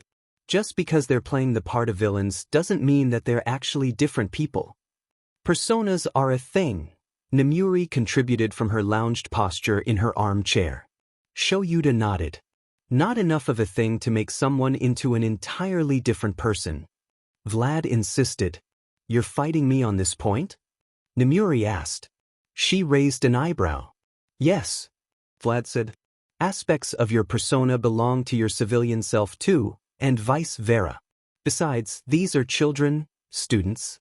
They haven't had time to develop personas, particularly not ones so distinct from themselves that it allows them to disregard contracts they've made, especially not for a single exercise. It is worth 30% of their grade, Snipe said, though they don't have a grading rubric or anything. The personas themselves aren't worth that though, Vlad said. Do you know the difference between the villains from Class B and Deku? Shoyuta offered. If this is about the class rivalry, or your students' experience with villains, Vlad said. Your students' villain personas are based off of something bad having happened to them in place of something good. Shoyuta said. He hadn't had confirmation from Midoriya yet, and wouldn't until after the exercise, but he wasn't an underground hero for nothing. He had a fair idea of at least the type of motivation his problem child was working from. Those were the instructions, Vlad said. That's what they were supposed to do. The instructions weren't to come up with something bad that happened, Shoyuta said. Were they? Find the moment that inspired you to be a hero. Vlad's head snapped to look at Lunch Rush. The other teachers looked as well. Find that moment, and imagine that the opposite had happened. So, Vlad asked, the opposite of something good happening is something bad happening. Or the absence. Yagi coughed blood into his handkerchief. What? Vlad asked. Vlad, what is the opposite of being saved by a hero? Nizu asked. He turned to Nizu, whose eyes were yet on the screens. Being attacked by a villain? Vlad said. And what is the opposite of a hero saving a civilian? Nizu asked. A villain attacking the civilian, Vlad said, more sure of his second answer. And the opposite of a hero? A villain. Vlad crossed his arms. What does that have to do with anything? Yagi, Nizu said. What is the opposite of being saved by a hero? Yagi coughed again, then cleared his throat. All respect to my colleague, but the opposite of being saved by a hero is not being saved by a hero. The opposite of a hero saving a civilian? Nizu asked. A hero failing to save a civilian. And what, would you say, is the opposite of a hero? Nizu turned to face Yagi. Yagi met Nizu's beady eyes with his own sunken gaze. A bystander. Someone who sees and does not act. And what, in this case, following from your previous definitions, is the opposite of a villain? Nizu folded his paws in front of him. Yagi didn't even blink, didn't hesitate. Someone who does not see and so does not act. You're equating villains and heroes, Vlad said. No, Yagi's voice was firm, surer than he usually was since Kamino. Vlad visibly stiffened. I am saying that they are not opposites, and that they share more characteristics than you might think. But what does that have to do with anything? Vlad asked. When I first met Midoriya, I made the mistake of pushing him away from heroics, Yagi said, All Might said. A mistake I am grateful every day that I had a chance to correct. Midoriya Shounen is going to be a marvelous hero, he is. Does that look like a future hero to you? Vlad gestured to the screen still showing the red splashed over the room. Midoriya was now the sole occupant of, looking for all the world like the blood of the teammates he'd killed, eliminated from the exercise. He looks more like a villain now. Midoriya is going to be a hero, Yagi said. Not a villain. But he was always going to be the best of one or the other. This is a preview of what we could have seen had the one good thing not happened. It wouldn't take a bad thing, as Aizawa said, but the absence of the good. I count myself lucky that my boy was allowed the opportunity to choose to become a hero. The pause. Then Shoyuta spoke up. The difference, Vlad, is that Midoriya took the assignment seriously. And my students didn't? Vlad asked. Not in the same way, Shoyuta said. His isn't what Midoriya could have been had his life gone differently. This is what would have been had that one moment been otherwise. Vlad turned his ashen face back to the screens in time to see Ectoplasm's clones dropping the Class B villains off in the recovery room, then looked back to where Midoriya Deku was continuing despite the supposed betrayal he had just enacted, business as usual. Technically, Ochako knew exactly how she'd come to be in this situation. She wasn't fond of her position, but she couldn't regret any of the individual decisions that had led her here. She didn't regret deciding to become a hero, or befriending Midoriya, or working with him to improve her quirk. She didn't regret being the one to find Midoriya when Shigaraki had him at the mall, or fighting to defend herself and Tsu from Toga at the training camp, or confiding in her friends when she discovered her triggers with the help of the UA therapist. She wouldn't change any of her past decisions, but that did not mean Ochako was okay with death via strangulation. She wouldn't actually die. This was an exercise. Her opponent was her friend. There was nothing she could do to escape her situation. There were many things she thought of doing, and many things she had tried. But if there was one person who knew her quirk and her capabilities as well as she did, better than she did, that was Midoriya, her opponent, Deku. She couldn't break free herself, and she knew no one would be able to rescue her. All that was left now was strangulation, suffocation, choking, and pain. The world grew darker as she thrashed, not strong enough to fight the urge to fight, struggling though she knew to resist was only to make it worse. Deku was too strong. She didn't have a chance. All she had was fear. Fear as her fingertips began to tingle. Fear as she felt her chest tighten, as she tried to gasp but was unable. Fear as her body grew cold. Fear as the world grew dark. Fear, fear, fear. But still, no regret. Even as the world faded around her, as her body stopped moving, stopped responding, Ochako fought her panic. Midoriya was her friend, her best friend. She didn't want to be afraid of him. Even though he'd had no difficulty exploiting her weaknesses to catch her, even though her current state felt like torture, even if he killed her, Ochako would not grow to fear her friend. The human brain could, on average, survive without oxygen for about 10 minutes before dying, and only half of that before brain damage set in. That was, of course, not taking into account that human bodies were different shapes and sizes, with different lungs and different abilities to hold their breaths. That didn't matter when the blockage was internal, holding back blood flow to the brain. The strangulation that the hero student Uravity had suffered was akin to a triangle hold.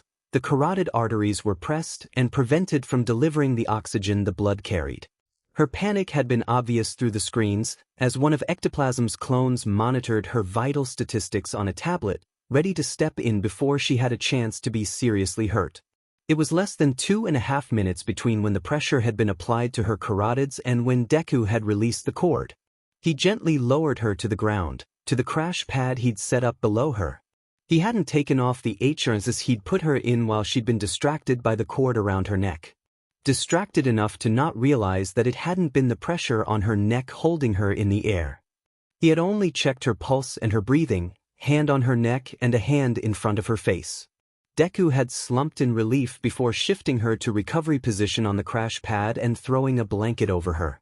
He'd stood there, watching over her, until Ectoplasm realized Deku was waiting and revealed himself. Sir Night Eye wanted a report about Midoriya. A list of lines he would cross. What he would do to people he was supposed to care about in order to win. What corners would he cut? What would he sacrifice? Who would he hurt and how? Karakoko Owada had been watching since she arrived this morning. Apparently she had missed the first big raid the villain team had done last night, and she'd missed the elimination of the entire Class B, the whole class. But she didn't need to see that to know what her report would be. Midoriya Izuku was kind. Karakoko Owada would report on his compassion and care, the respect he treated his opponents with, the caution he exercised to keep everyone safe. She wouldn't leave out the brutality of his attacks, cornering Ingenium's little brother in an alley with a sword, the setting in which Ingenium had been crippled, setting fire to a teammate's hair during their big raid, in order to place an enemy at a disadvantage in their fight, blowing up the cafeteria of the hero agencies so they wouldn't have food for the duration of the exercise. Midoriya was intense, severe. His actions were carefully calculated to cause the most harm at the least risk to himself. He was cold when he faced his classmates. He didn't smile, he didn't show anything on his face. And he spent at least half an hour in the apartment he used as a base after every time he had to interact with the hero team, curled up and crying. He would rock back and forth and mutter apologies no one could hear. Nizu had honored Midoriya's request, a sign sitting in the middle of the camera's view asking if Nizu would please turn off the sound from the cameras while he was crying. He clearly felt horrible every time he hurt his friends. Midoriya went so far out of his way to make sure he didn't cause any long-term damage. He could have let Uravity hang by her throat and left. Ectoplasm was standing by. Instead, Midoriya had used a H-Earth so Uravity wouldn't suffer any damage to her neck other than bruising. He'd timed the strangulation, ensuring it didn't go long enough to cause harm.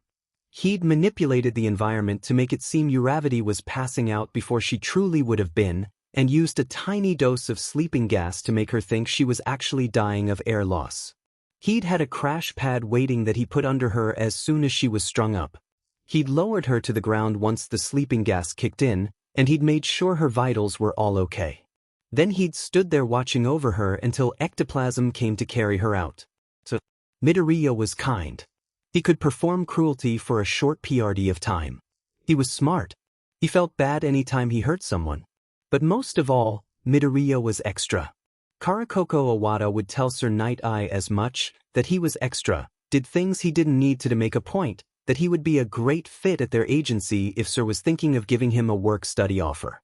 Karakoko Iwata settled in to watch the rest of the exercise, looking forward to whatever extravagant plans Midoriya had for the rest of his classmates. Hanta hadn't ever expected to last very long against Midoriya. He was terrifying at the best of times. In a good way, obviously. Hanta had genuinely meant it when he voted for Midoriya as the most heroic of all of them. And he would do it again even after that. Why didn't you expect to last long against him? The UA therapist asked. Are you kidding me? Hanta asked. It's Midoriya. He's a genius. He's at the top of the class physically and academically. And this led you to doubt yourself? No. Of course not. Doubting yourself because you knew Midoriya was stronger than you was like being embarrassed you had an accent when you spoke your third language. Sure, some people could learn to drop their own accents to learn new ones, but most people just couldn't do that. And yeah, some people in their class were freakishly smart and strong and people Hanta was extremely glad to usually have on her side, but not everyone could be a titan or heavy hitter. Hanta was practical enough to know he didn't fall into those kinds of categories. Then why allow yourself to take up a negative view of the confrontation before it even began? Not negative. Hanta wouldn't let herself get negative about this. Just realistic. I've got enough experience to know when I'm hopelessly outclassed. Kids on the train calling out, don't worry about it, weeks after the sports festival was over, being buried in a glacier, constant tiny explosions reminding her and everyone else of the demolitive power that could be released from those hands with only a moment's notice, green sparks and a feral grin covering broken bones that were never enough to keep their owner down. Hanta lived with the will-be titans of the industry. What did it feel like? The therapist asked. Coming face to face with someone you believed capable of rendering you helpless? Capable? Hanta asked. Hanta couldn't move. He struggled but couldn't free herself. There were solid ropes beneath her own tape, straps and metal cord that would support her weight without damaging her, but that he also couldn't rip, couldn't snap, couldn't cut, couldn't break free from.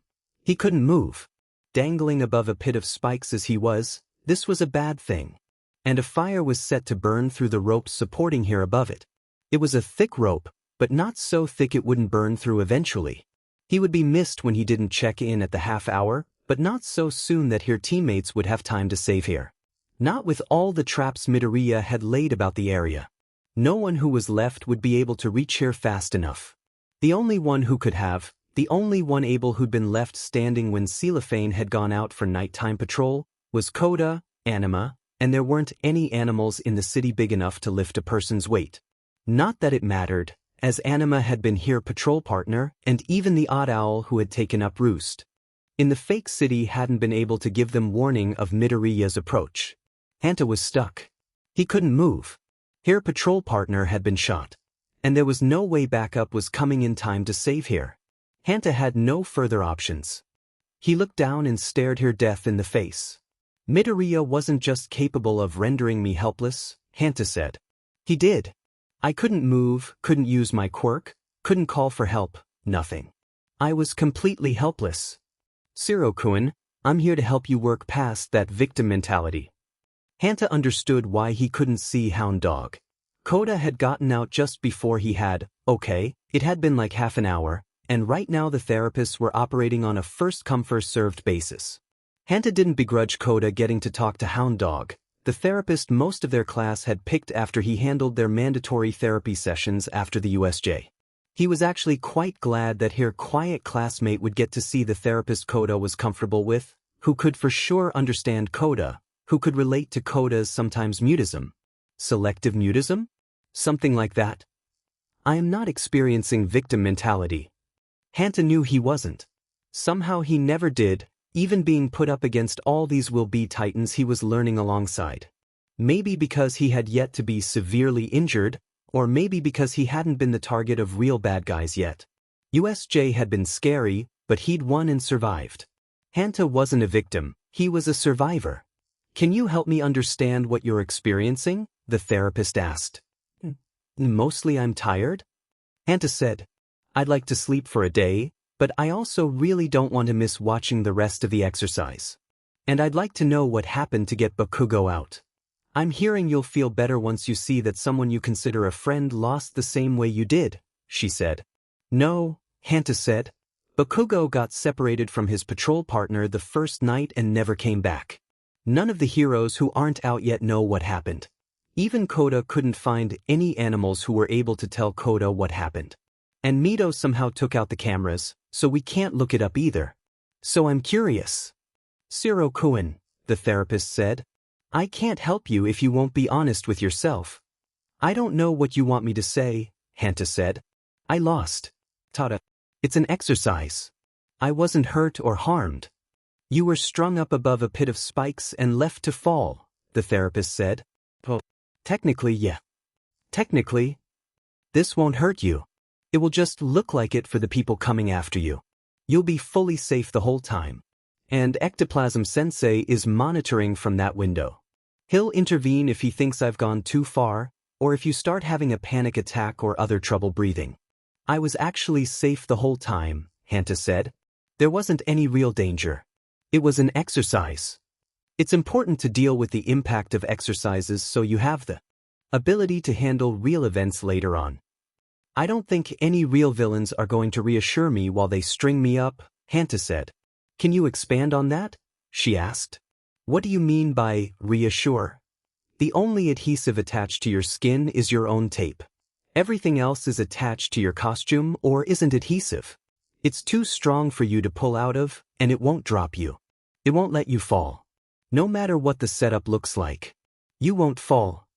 Midoriya told me what he was doing, Hanta said. He made sure I knew I was safe, that it was just an exercise, that he wasn't going to actually hurt me.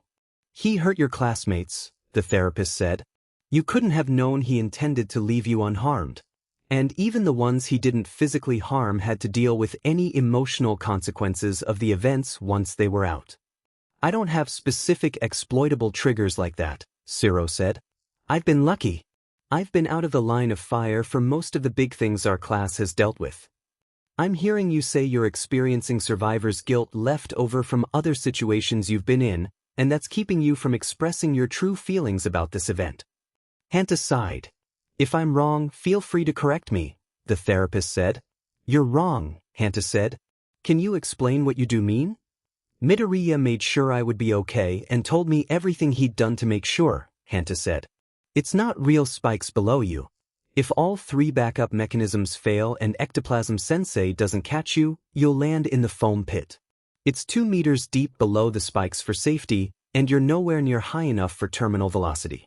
I haven't given you enough slack to swing yourself, but just in case 4 separate systems give out and Ectoplasm Sensei misses you and whoever finds you sets you to swinging first, the very worst that could happen if you somehow hit the ground is landing really weird and breaking your arm, something Recovery Girl can fix no problem. And you believed him? The therapist asked. Of course I did, Hanta said. It's Midoriya. Midoriya is the villain of the exercise, the therapist said. I hope I don't have to be the one to tell you that villains lie. Hanta rolled her eyes. Of course villains lie. So do heroes and civilians. But this is Midoriya we're talking about. The therapist sighed, and Hanta reminded herself that he was glad Koda got to talk to Hound Dog. Even if this was the most useless conversation he'd had since before Denki figured out how to avoid overloading their brain. Why does this change the role he was given to play in the exercise? Because if Midoriya was a villain, he would be an honest villain, Hanta said. We discussed it as a class minus Midoriya and Shinso. The therapist didn't respond. After Jiro heard the Class B villains discussing how much they were struggling with their villain personas. Still no answer.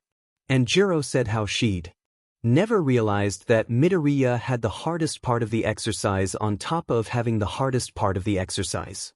Which makes more sense as an explanation if you heard the conversation. So at the movie night we worked together to figure out villain personas for the whole class. Just basic ones, right? She still wasn't saying anything. Like Yamamo would be a villain who crashed an economy by creating a bunch of things and selling them cheap or giving them away. Or she could make money to do it to the whole economy at once. Or Koda could run a massive information and spying network. That was probably enough examples, even if the therapist didn't have anything to say about it. And we all agreed that Midoriya would be an honest villain if he was a villain, Hanta said. They'd actually decided that villain Midoriya would wield truth like a weapon and cause the collapse of society. And honestly, hero Midoriya was probably going to do the same thing, only slower. Possibly with less violence, maybe. So you think he didn't lie during the exercise? The therapist said. He didn't. When he took out the Class B students, he didn't lie to me, Hanta said. Midoriya probably also hadn't lied to anyone, only twisted the truth a bit, performed a logical ruse the students from Class B wouldn't be used to or expecting. Hanta didn't say that, though. How can you be certain that? If you can think of something he said to me that was a lie, then please, Hanta said. I'm listening. But since you can't, can we be done? Siro-kun, you haven't yet expressed any reaction to the exercise, she said. Reaction? Hanta asked. What kind of reaction? I mean, I screamed when I thought I was falling. He knew it was foam. He knew there were 3 failsafes and Ectoplasm Sensei was watching. When the candle flame, that no one could put out, that no one could get to with all the traps in place, burnt through the rope holding her up, Hanta dropped. He screamed. The systems had failed, he was falling, The drop was half a meter at most before it stopped. He felt foolish now. Of course it had dropped here some. There had to be some kind of consequence when the time was up and the rope burnt through. There had to be some kind of marker telling the heroes they'd failed. It's okay, Cellophane, Pinky said. The system failed. We're getting closer.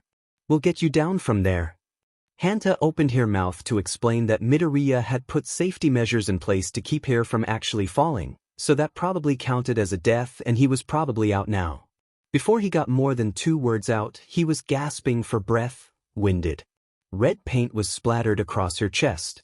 He'd been shot in the diaphragm. Midoriya had shot her, with the compressed paint, with the paint gun. He was dead, according to the exercise. Now dead for sure, Hanta stopped trying to talk, kept trying to breathe. Dead people weren't allowed to talk to tell their classmates about the exercise they were in. Not even to give warning. 3 more heroes were shot. An Ectoplasm Sensei clone led each of them out of the exercise. What is your emotional response to the exercise? She asked. I do not have one, Hanta said, trying to be very clear. It was an exercise. It was not real. I hope I passed. Are you worried you won't pass because of how you got out? No, Aizawa-sensei is a fair grader. Everyone's grades will take into account that we were up against Midoriya. It sounds like you're placing your classmate on a bit of a pedestal, the therapist said. That one actually gave Hanta pause. Midoriya was an unattainable ideal, like All Might. Everyone in the class looked up to him, except maybe Bakugo, who was probably incapable of looking up to anyone but All Might. Even Todoroki, who was probably the next closest to being on Midoriya's level, seemed to revere or maybe venerate Midoriya. But they'd also seen him bloody and battered. They'd seen him with broken bones and high out of his mind on pain meds. Plus he was so kind and friendly. He was very much approachable on the same level as the rest of them. He was always ready to help, and he cried super easy, and he often got embarrassed and turned bright red or tripped over his words. Sometimes he would get lost in thought and go back to muttering, a habit he'd apparently been working on breaking for years now, during class. He was compassionate and powerful and brilliant. Midoriya was a person, just like the rest of them. Midoriya was the unattainable ideal they all strove to reach. And he strove alongside them. Midoriya is confusing, Hanta finally said as a response. How so? Hanta grinned. How long do you have? Tsu didn't plan to be a villain apprehension hero. Not because she couldn't fight, she could, but because water-based heroes were often primarily involved in rescues. That did not mean that Tsu couldn't fight, or that she wouldn't when she needed to. But her patrols would be more about rescuing people than reducing villain activities. She knew from her internship with Selkie that water-based teams needed a lot of trust and teamwork and communication.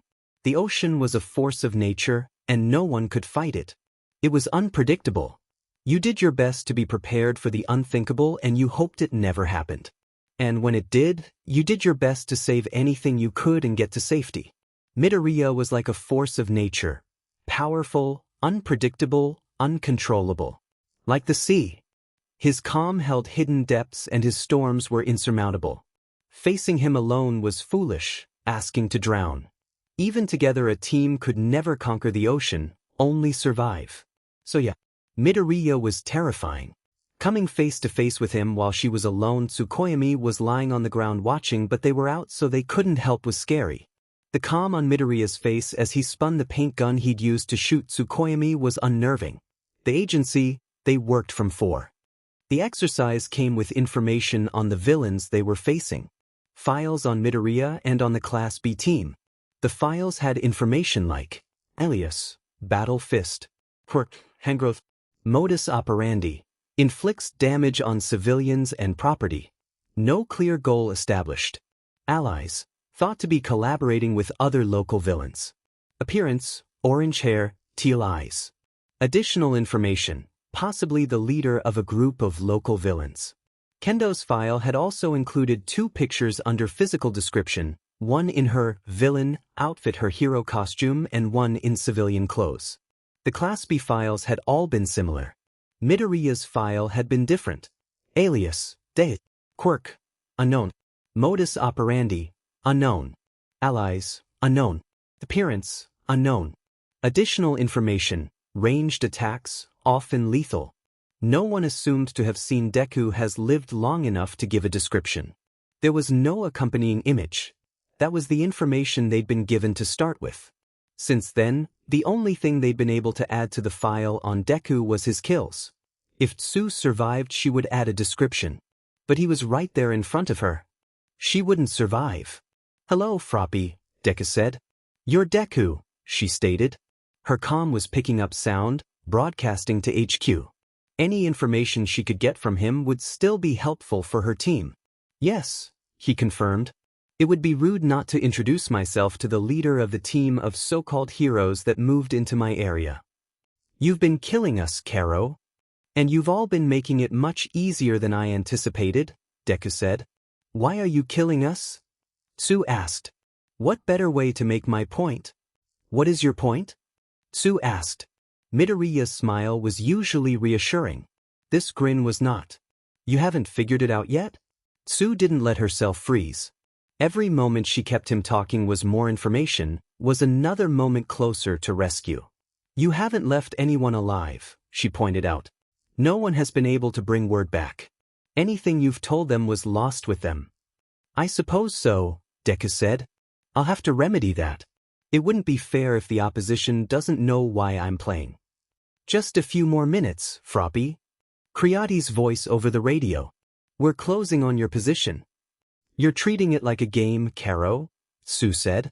She put a finger to her mouth. But people don't come back once you kill them, so it's really not a game.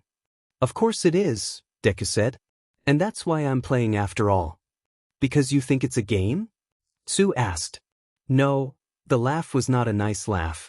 Because I want to win. He'd raised his gun then and Tsu had flinched. There had been 2 clicks against the pavement, and when Tsu had opened her eyes, Deku had been gone. When the backup found her, Tsu was still standing there, staring at the ground where Deku had been. She didn't touch the memory stick he left behind. She just stared until Mizo snapped her out of it. Tsu updated the file on Deku. They got back to the agency. Alias, De. Quirk, unknown. Possibly a form of invisibility or mobility as he vanished in a few seconds.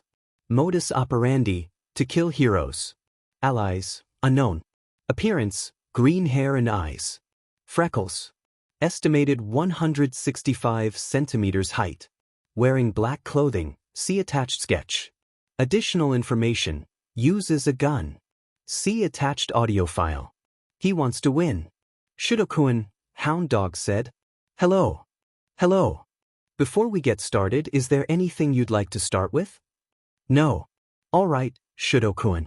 What emotional response do you think would be anticipated after your experiences in the exercise? Shudo had known that was going to be the first question. He'd thought it through while Ectoplasm Sensei escorted him here. Stress, fear, exhaustion, and confusion. Excellent, Hound Dog said. Those are 4 possible emotional responses. Can you walk me through how you reach those answers? The exercise is worth 30% of our final grade in Foundational Heroics, Shudo said. The high stakes add to the stress generated by the nature of group projects. All right. Fear of failure, either of failing the exercise or of punishments for failing and the pain the punishments cause. Insightful. When our numbers were reduced, we were required to have longer shifts, Shudo continued. Long PRDS of time with survival mode active drains you, hence the exhaustion. Hound Dog nodded. And confusion could come from having to fight Midoriya. Why would fighting Midoriya be confusing? Hound Dog asked. Because Midoriya is always correct. Always? Yes. All right, Hound Dog said. Do you feel that those possible emotional responses match with your actual emotional response? No. Do you currently have words to describe your emotional response? No, Shudo said. How do you think we would best be able to find those words in this situation? Hound Dog asked. What could Shudo do to find the words to describe his emotional response to the exercise? What had worked before for finding words? Talking it through slowly, Shudo said. If we find possible responses for each event, some of them might work to describe my response. Like after Kamino. Shudo had worked through everything that happened and found several emotional responses that correlated with what he was experiencing. It worked before, it could work again. In that case, Shudo-kun, please take me through your experiences in the exercise. Shudo nodded and began to recount his experiences, beginning on the first night after they'd moved in, arranged schedules and patrol routes, and gone through available information on local villains. The attack came after dark. Shudo had been partnered with Sugar Rush and Cellophane for night patrol. There was a Class B patrol group in the area as well, 2 heroes to a patrol in their case. When the call came, patrol was abandoned in favor of providing backup. Shudo had been going to request more specific directions than the park by the agency, but they saw the fire. Cellophane and Sugar Rush had told him to go ahead. He would be the most helpful in putting the fire out. The park near the agency was, in fact, in flames. Tsukuyami was battling the fire strands whipping out of the blaze and managing, despite their weakness to light, to keep the fire from spreading beyond the park. Shudo iced the whole park over. Frost fire. Tentacle and Froppy were running patrols for the night shift. Shudo didn't know where Froppy was, but as her lieutenant Tentacle spoke for her. Melt the ice. There were people in the fire. Shudo nodded and began to melt the ice. Ectoplasm Sensei arrived before Shudo found the first person, one of the Class B heroes, Comic Man. Comic Man was paired with Tsukoyami and Gim, Tentacle said. Tsukoyami is accounted for. At least one villain is in the ice. 3 possible casualties. Kim can blast himself out of my ice, Shudo contributed. He won't be in the park. Kim wasn't there, but Comic Man was hospitalized for burns, frostbite, and hypothermia, and a villain was declared dead on scene. Ectoplasm Sensei carried both of them out of the exercise and to Recovery Girl. Kim was not found. In the morning the agency received a police report that his body had been found. Shudo volunteered to be the one to go to the scene and ID the body as well as review any evidence the police bots had gathered. I acted carelessly, Shudo said. I put the fire out but I caused 2 casualties, one of them a fatality. I didn't check in with the team on the ground before getting involved. Hound Dog nodded. A common rookie mistake. Though one might also argue that by putting out the fire and keeping it from spreading you saved more lives than you endangered. Shudo thought about that. Fire is dangerous, he concluded. That is not the point, Hound Dog said. The point is that one danger had the potential to spread if left unchecked and the other was in a defined and controlled space. Oh, Shudo said. Because there might have been more people in the building next to the park. Yes, Hound Dog said. That's the sort of thing you'll go over in your ethics class with Aizawa-san at the beginning of next semester. Okay. Shudo would make a note of it. What emotions might be attached to the event you just described? Anger, Shudo said. Why? I failed to check in with. Your own emotions, Shudo-kun. Not the ones you think might be held by others. Oh. He had to pause to think about that then. How to identify his own emotions. Remember that how our bodies respond can help us determine how our minds feel, Hound Dog said after Shudo had failed to reply for 7 minutes. What was your physical experience during the event and afterward? When we got the call my heart sped up, Shudo said. But we also began running. Okay. When Tentacle told me there were people in the ice, my face got warm and I got a headache, but that could have been because I began to use my fire side to melt the ice. All right. Hound Dog nodded. When Ectoplasm Sensei said both individuals I'd frozen were eliminated, Shudo said, it felt as though my body got lighter. My ears and eyes stopped working very well. As well, when Tentacle shook me to get my attention, he asked if I was all right. That sounds like dissociation, Hound Dog said. Dissociation, Shudo repeated. That's what Midoriya uses when he goes to the hospital or nurse's office. It wasn't quite a sigh, but Hound Dog took a deep breath in and let it out slowly.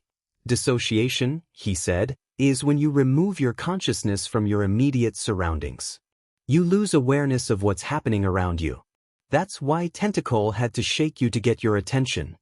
Shudo frowned. That seems unproductive and dangerous for hero work. It can be, Hound Dog agreed. Dissociation often starts as a defense mechanism, a means of escaping from something you can't escape from physically. Oh. Yeah. Shudo knew where that came from. Thanks a lot, Dad. I dissociated when I found out I'd caused 2 casualties. Yes. Is dissociation an emotion? Shudo asked. No, Hound Dog said. It is a defense mechanism that is often used as a maladaptive coping mechanism. Shudo nodded. I dissociate frequently. This will be a risk in the field and make me a liability. How do I keep it from happening again? They didn't get back to discussing the exercise during that session, and Hound Dog had a rule, maybe it was UA's rule, about sessions not going more than 2 hours. Shudo went to the cafeteria, escorted by Ectoplasm Sensei, and ate cold soba. He went on a brief walk outdoors. Fresh air and sunlight are so good for you, Shudo. They help your brain make the chemicals you need to be happy. An hour after he'd left Hound Dog's office, he entered it again and sat down on his preferred couch. Hello, Shudo-kun, Hound Dog said. Welcome back.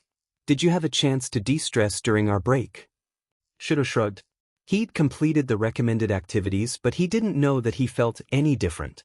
Earlier you were telling me that you volunteered to ID Kim's body on the second morning of the exercise. Yes. Shudo had been going through events from the exercise and using physical clues to pick out emotions he may have experienced. Froppy sent me with Red Riot.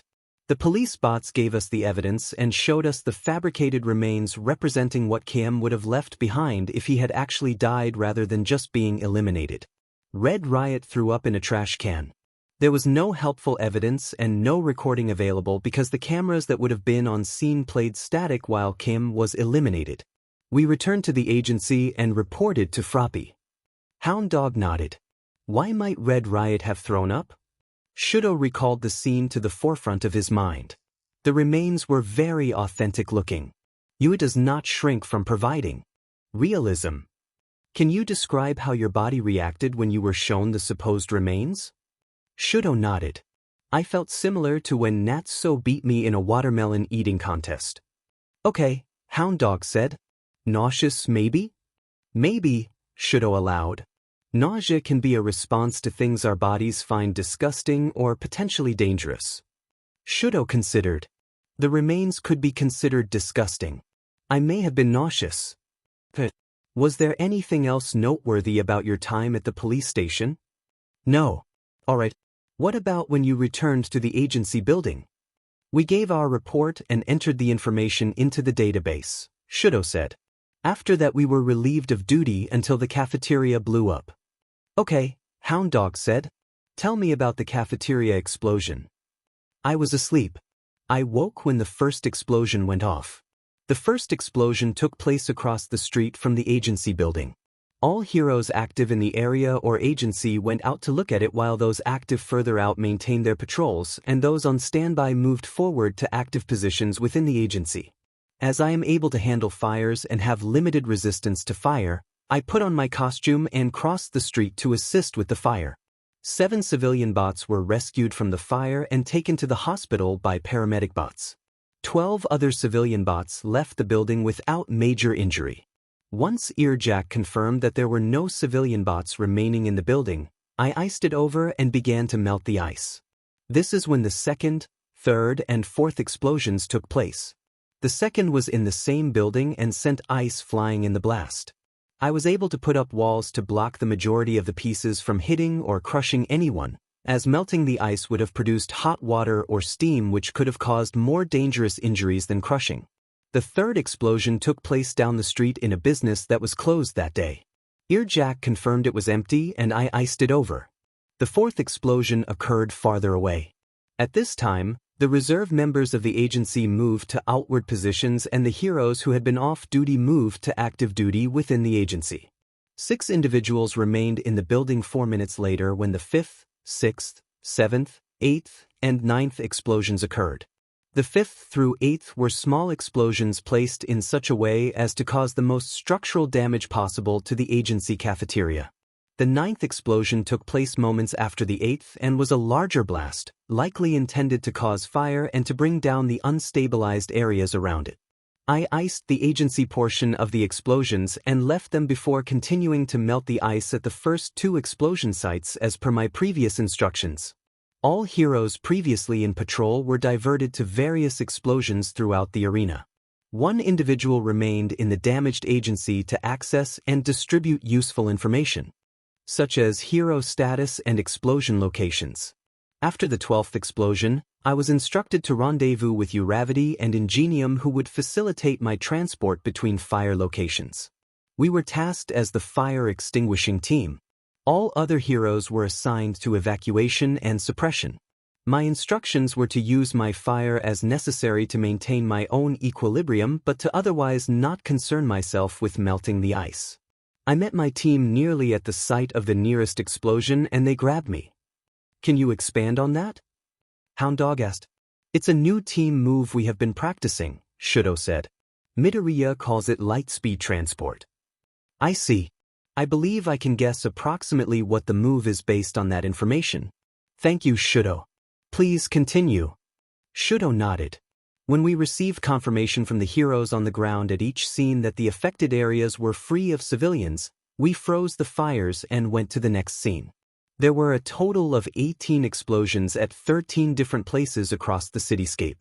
We put 11 of the 13 resulting fires out. One the civilian evacuation team was able to put out after extracting all civilian bots. The last was put out by the civilian firefighter bots in conjunction with civilian extraction heroes before the fire suppression team could arrive. Did any part of this series of events stand out to you in particular? Series of events? Multiple explosions, multiple teams. 13 concurrent fire disasters caused by 18 sequential explosions is not coincidental, Shudo said. It may have appeared to be multiple explosions, but there was only one instigator. All right then, Hound Dog said. Then did any part of the event stand out to you more than other parts? Shudo thought. I was not expecting the first explosion. Or the second one. You expected the other 16? They were at that point obvious possibilities, Shudo said. Why stop with 2 explosions if you didn't stop at 1? A bomber might only have so many explosives, Hound Dog pointed out. True. Shudo conceded that. But it was Midoriya. Oh, how did you discover that? Shudo shook his head. It was obvious after the 5th explosion. No one else would lure the majority of us out of the agency building before attacking the building itself. The villain's most logical goal for the exam, as far as the hero teams guessed, is to eliminate the heroes. But Midoriya took care to draw us out before destroying a large portion of our agency building. None of the heroes from our class were hurt or injured during this event. No one from our class was lost. Why do you believe this was? Midoriya needed us out of the way, Shudo said. Occupied, not eliminated. He set off 18 explosions, 1 for each of us. He needed us occupied and stretched thin when he made his move on the Class B agency. Would you consider his move on the Class B agency to be part of the same event as the explosions? Hound Dog asked. No, Shudo said. It happened at the same time, but we didn't learn about it until after. How did you learn of it? Hound Dog asked. Froppy radioed the Class B agency to request support in de-icing the buildings. Potentially from Spiral, Rule, Mudman, and Phantom Thief. There was no response, so she sent a team to check on them. They returned shortly after I went off shift. Can't Stop Twinkling and Uravity did not speak and were escorted to what remained of our medical wing. Prism and Anima gave report, more Anima than Prism. Anima reported that the other heroes who had been sent to check on the Class B agency were likely in shock. Prism described the scene as horrible and breathtaking in a recognizable and terrible way. Anima said he hadn't looked at it. He had been distracted by a bird who had questions about the ice and had stopped to answer so that the local bird community as a whole would have answers available. He reported that he had pulled the others back and commandeered a police car when Can't Stop Twinkling and Uravity couldn't walk and Prism wouldn't speak. Pinky and Tailman were brought in to provide emotional support for Can't Stop Twinkling and Prism respectively. I was paired with Uravity. Would you mind my asking about how you provided emotional support for Uravity? No. Hound Dog nodded. How did you provide emotional support for Uravity? The 3 pairs formed a cuddle group, which is different from a cuddle pile. How are they different? Hound Dog asked. A cuddle group is designed to benefit specifically half of the participants, Shudo said. There are assigned pairs in a cuddle group, though the pairings may shift as the group proceeds. A cuddle pile can be formed of an odd or even number of participants, can involve initially unwilling participants, and they may be to aid any number of the participants, including all or none. I see, Hound Dog said. Why do you think cuddle groups help people? Proximity to those you trust to defend you in the event you are unable to defend yourself, Shudo said. Why were you selected to be paired with Uravity? Habitual proximity, Shudo said. What do you mean by that? I am frequently in the same spaces as Uravity and often assist with cuddle piles she initiates, primarily those targeted at Midoriya or Ida, though Shinso has also become one of her targets. I see. You are a part of their support networks. Shudo looked at his hands. He looked out the window. He looked at Hound Dog. What? Cuddle groups and cuddle piles work to provide emotional support, right? Yes. You have a connection with these people where you assist with cuddle groups or piles to support them and they would assist with a cuddle group or pile to support you, Hound Dog said. You are not made uncomfortable by these people when they provide you with emotional support, correct? Shudo thought a moment. That's not correct. Oh, why? Shinso has very pointy elbows, and Midoriya kicks in his sleep, and one time Uraraka floated us up to the roof and when she woke up we fell and I landed on Ida's engines. Hound Dog coughed with a hand in front of his face. He turned his head to the side. Yes, well, I suppose such incidents are unavoidable. Shudo nodded. What emotions do you think Uravity was experiencing when you were her assigned partner in the cuddle group? Hound Dog asked. Surprise. Why? Because she didn't expect Midoriya to eliminate the Class B heroes so quickly and ruthlessly. Alright, Hound Dog said. What about her actions or behavior let you guess that she was surprised or shocked? Her eyebrows make a particular shape when she frowns because she is surprised by something Midoriya does. That is an excellent observation, Hound Dog said. Facial expressions are very good indicators of emotions, and eyebrows in particular can have a lot of nuance. Shudo nodded. For example, when Aizawa-sensei is about to throw Yamada-sensei out a door or window, his left eyebrow twitches. Hound Dog nodded. Yes. Twitches can be useful tells or hints. Can you think of any other physical hints that might suggest any emotions you had connected to the cuddle group? The specific one or in general? Shudo asked. Let's say the specific one for now, but we can discuss in general next week if you'd like. Shudo nodded and tried to think. Is physical contact an emotion? It is strongly related to several emotions, Hound Dog said. In this instance, do you think the physical contact is connected to a positive emotion or a negative emotion? Positive. Excellent, Hound Dog said. You're saying you believe you had positive emotions attached to the physical contact from the cuddle group. Yes, Shudo said.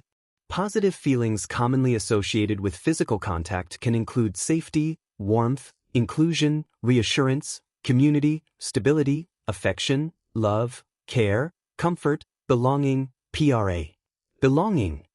Hound Dog nodded. Shudo understood that he didn't have all of the words needed to be able to explain emotions or feelings. When Hound Dog began a list such as this, he was meant to interrupt whenever he heard a word that meant something similar to what he might have felt.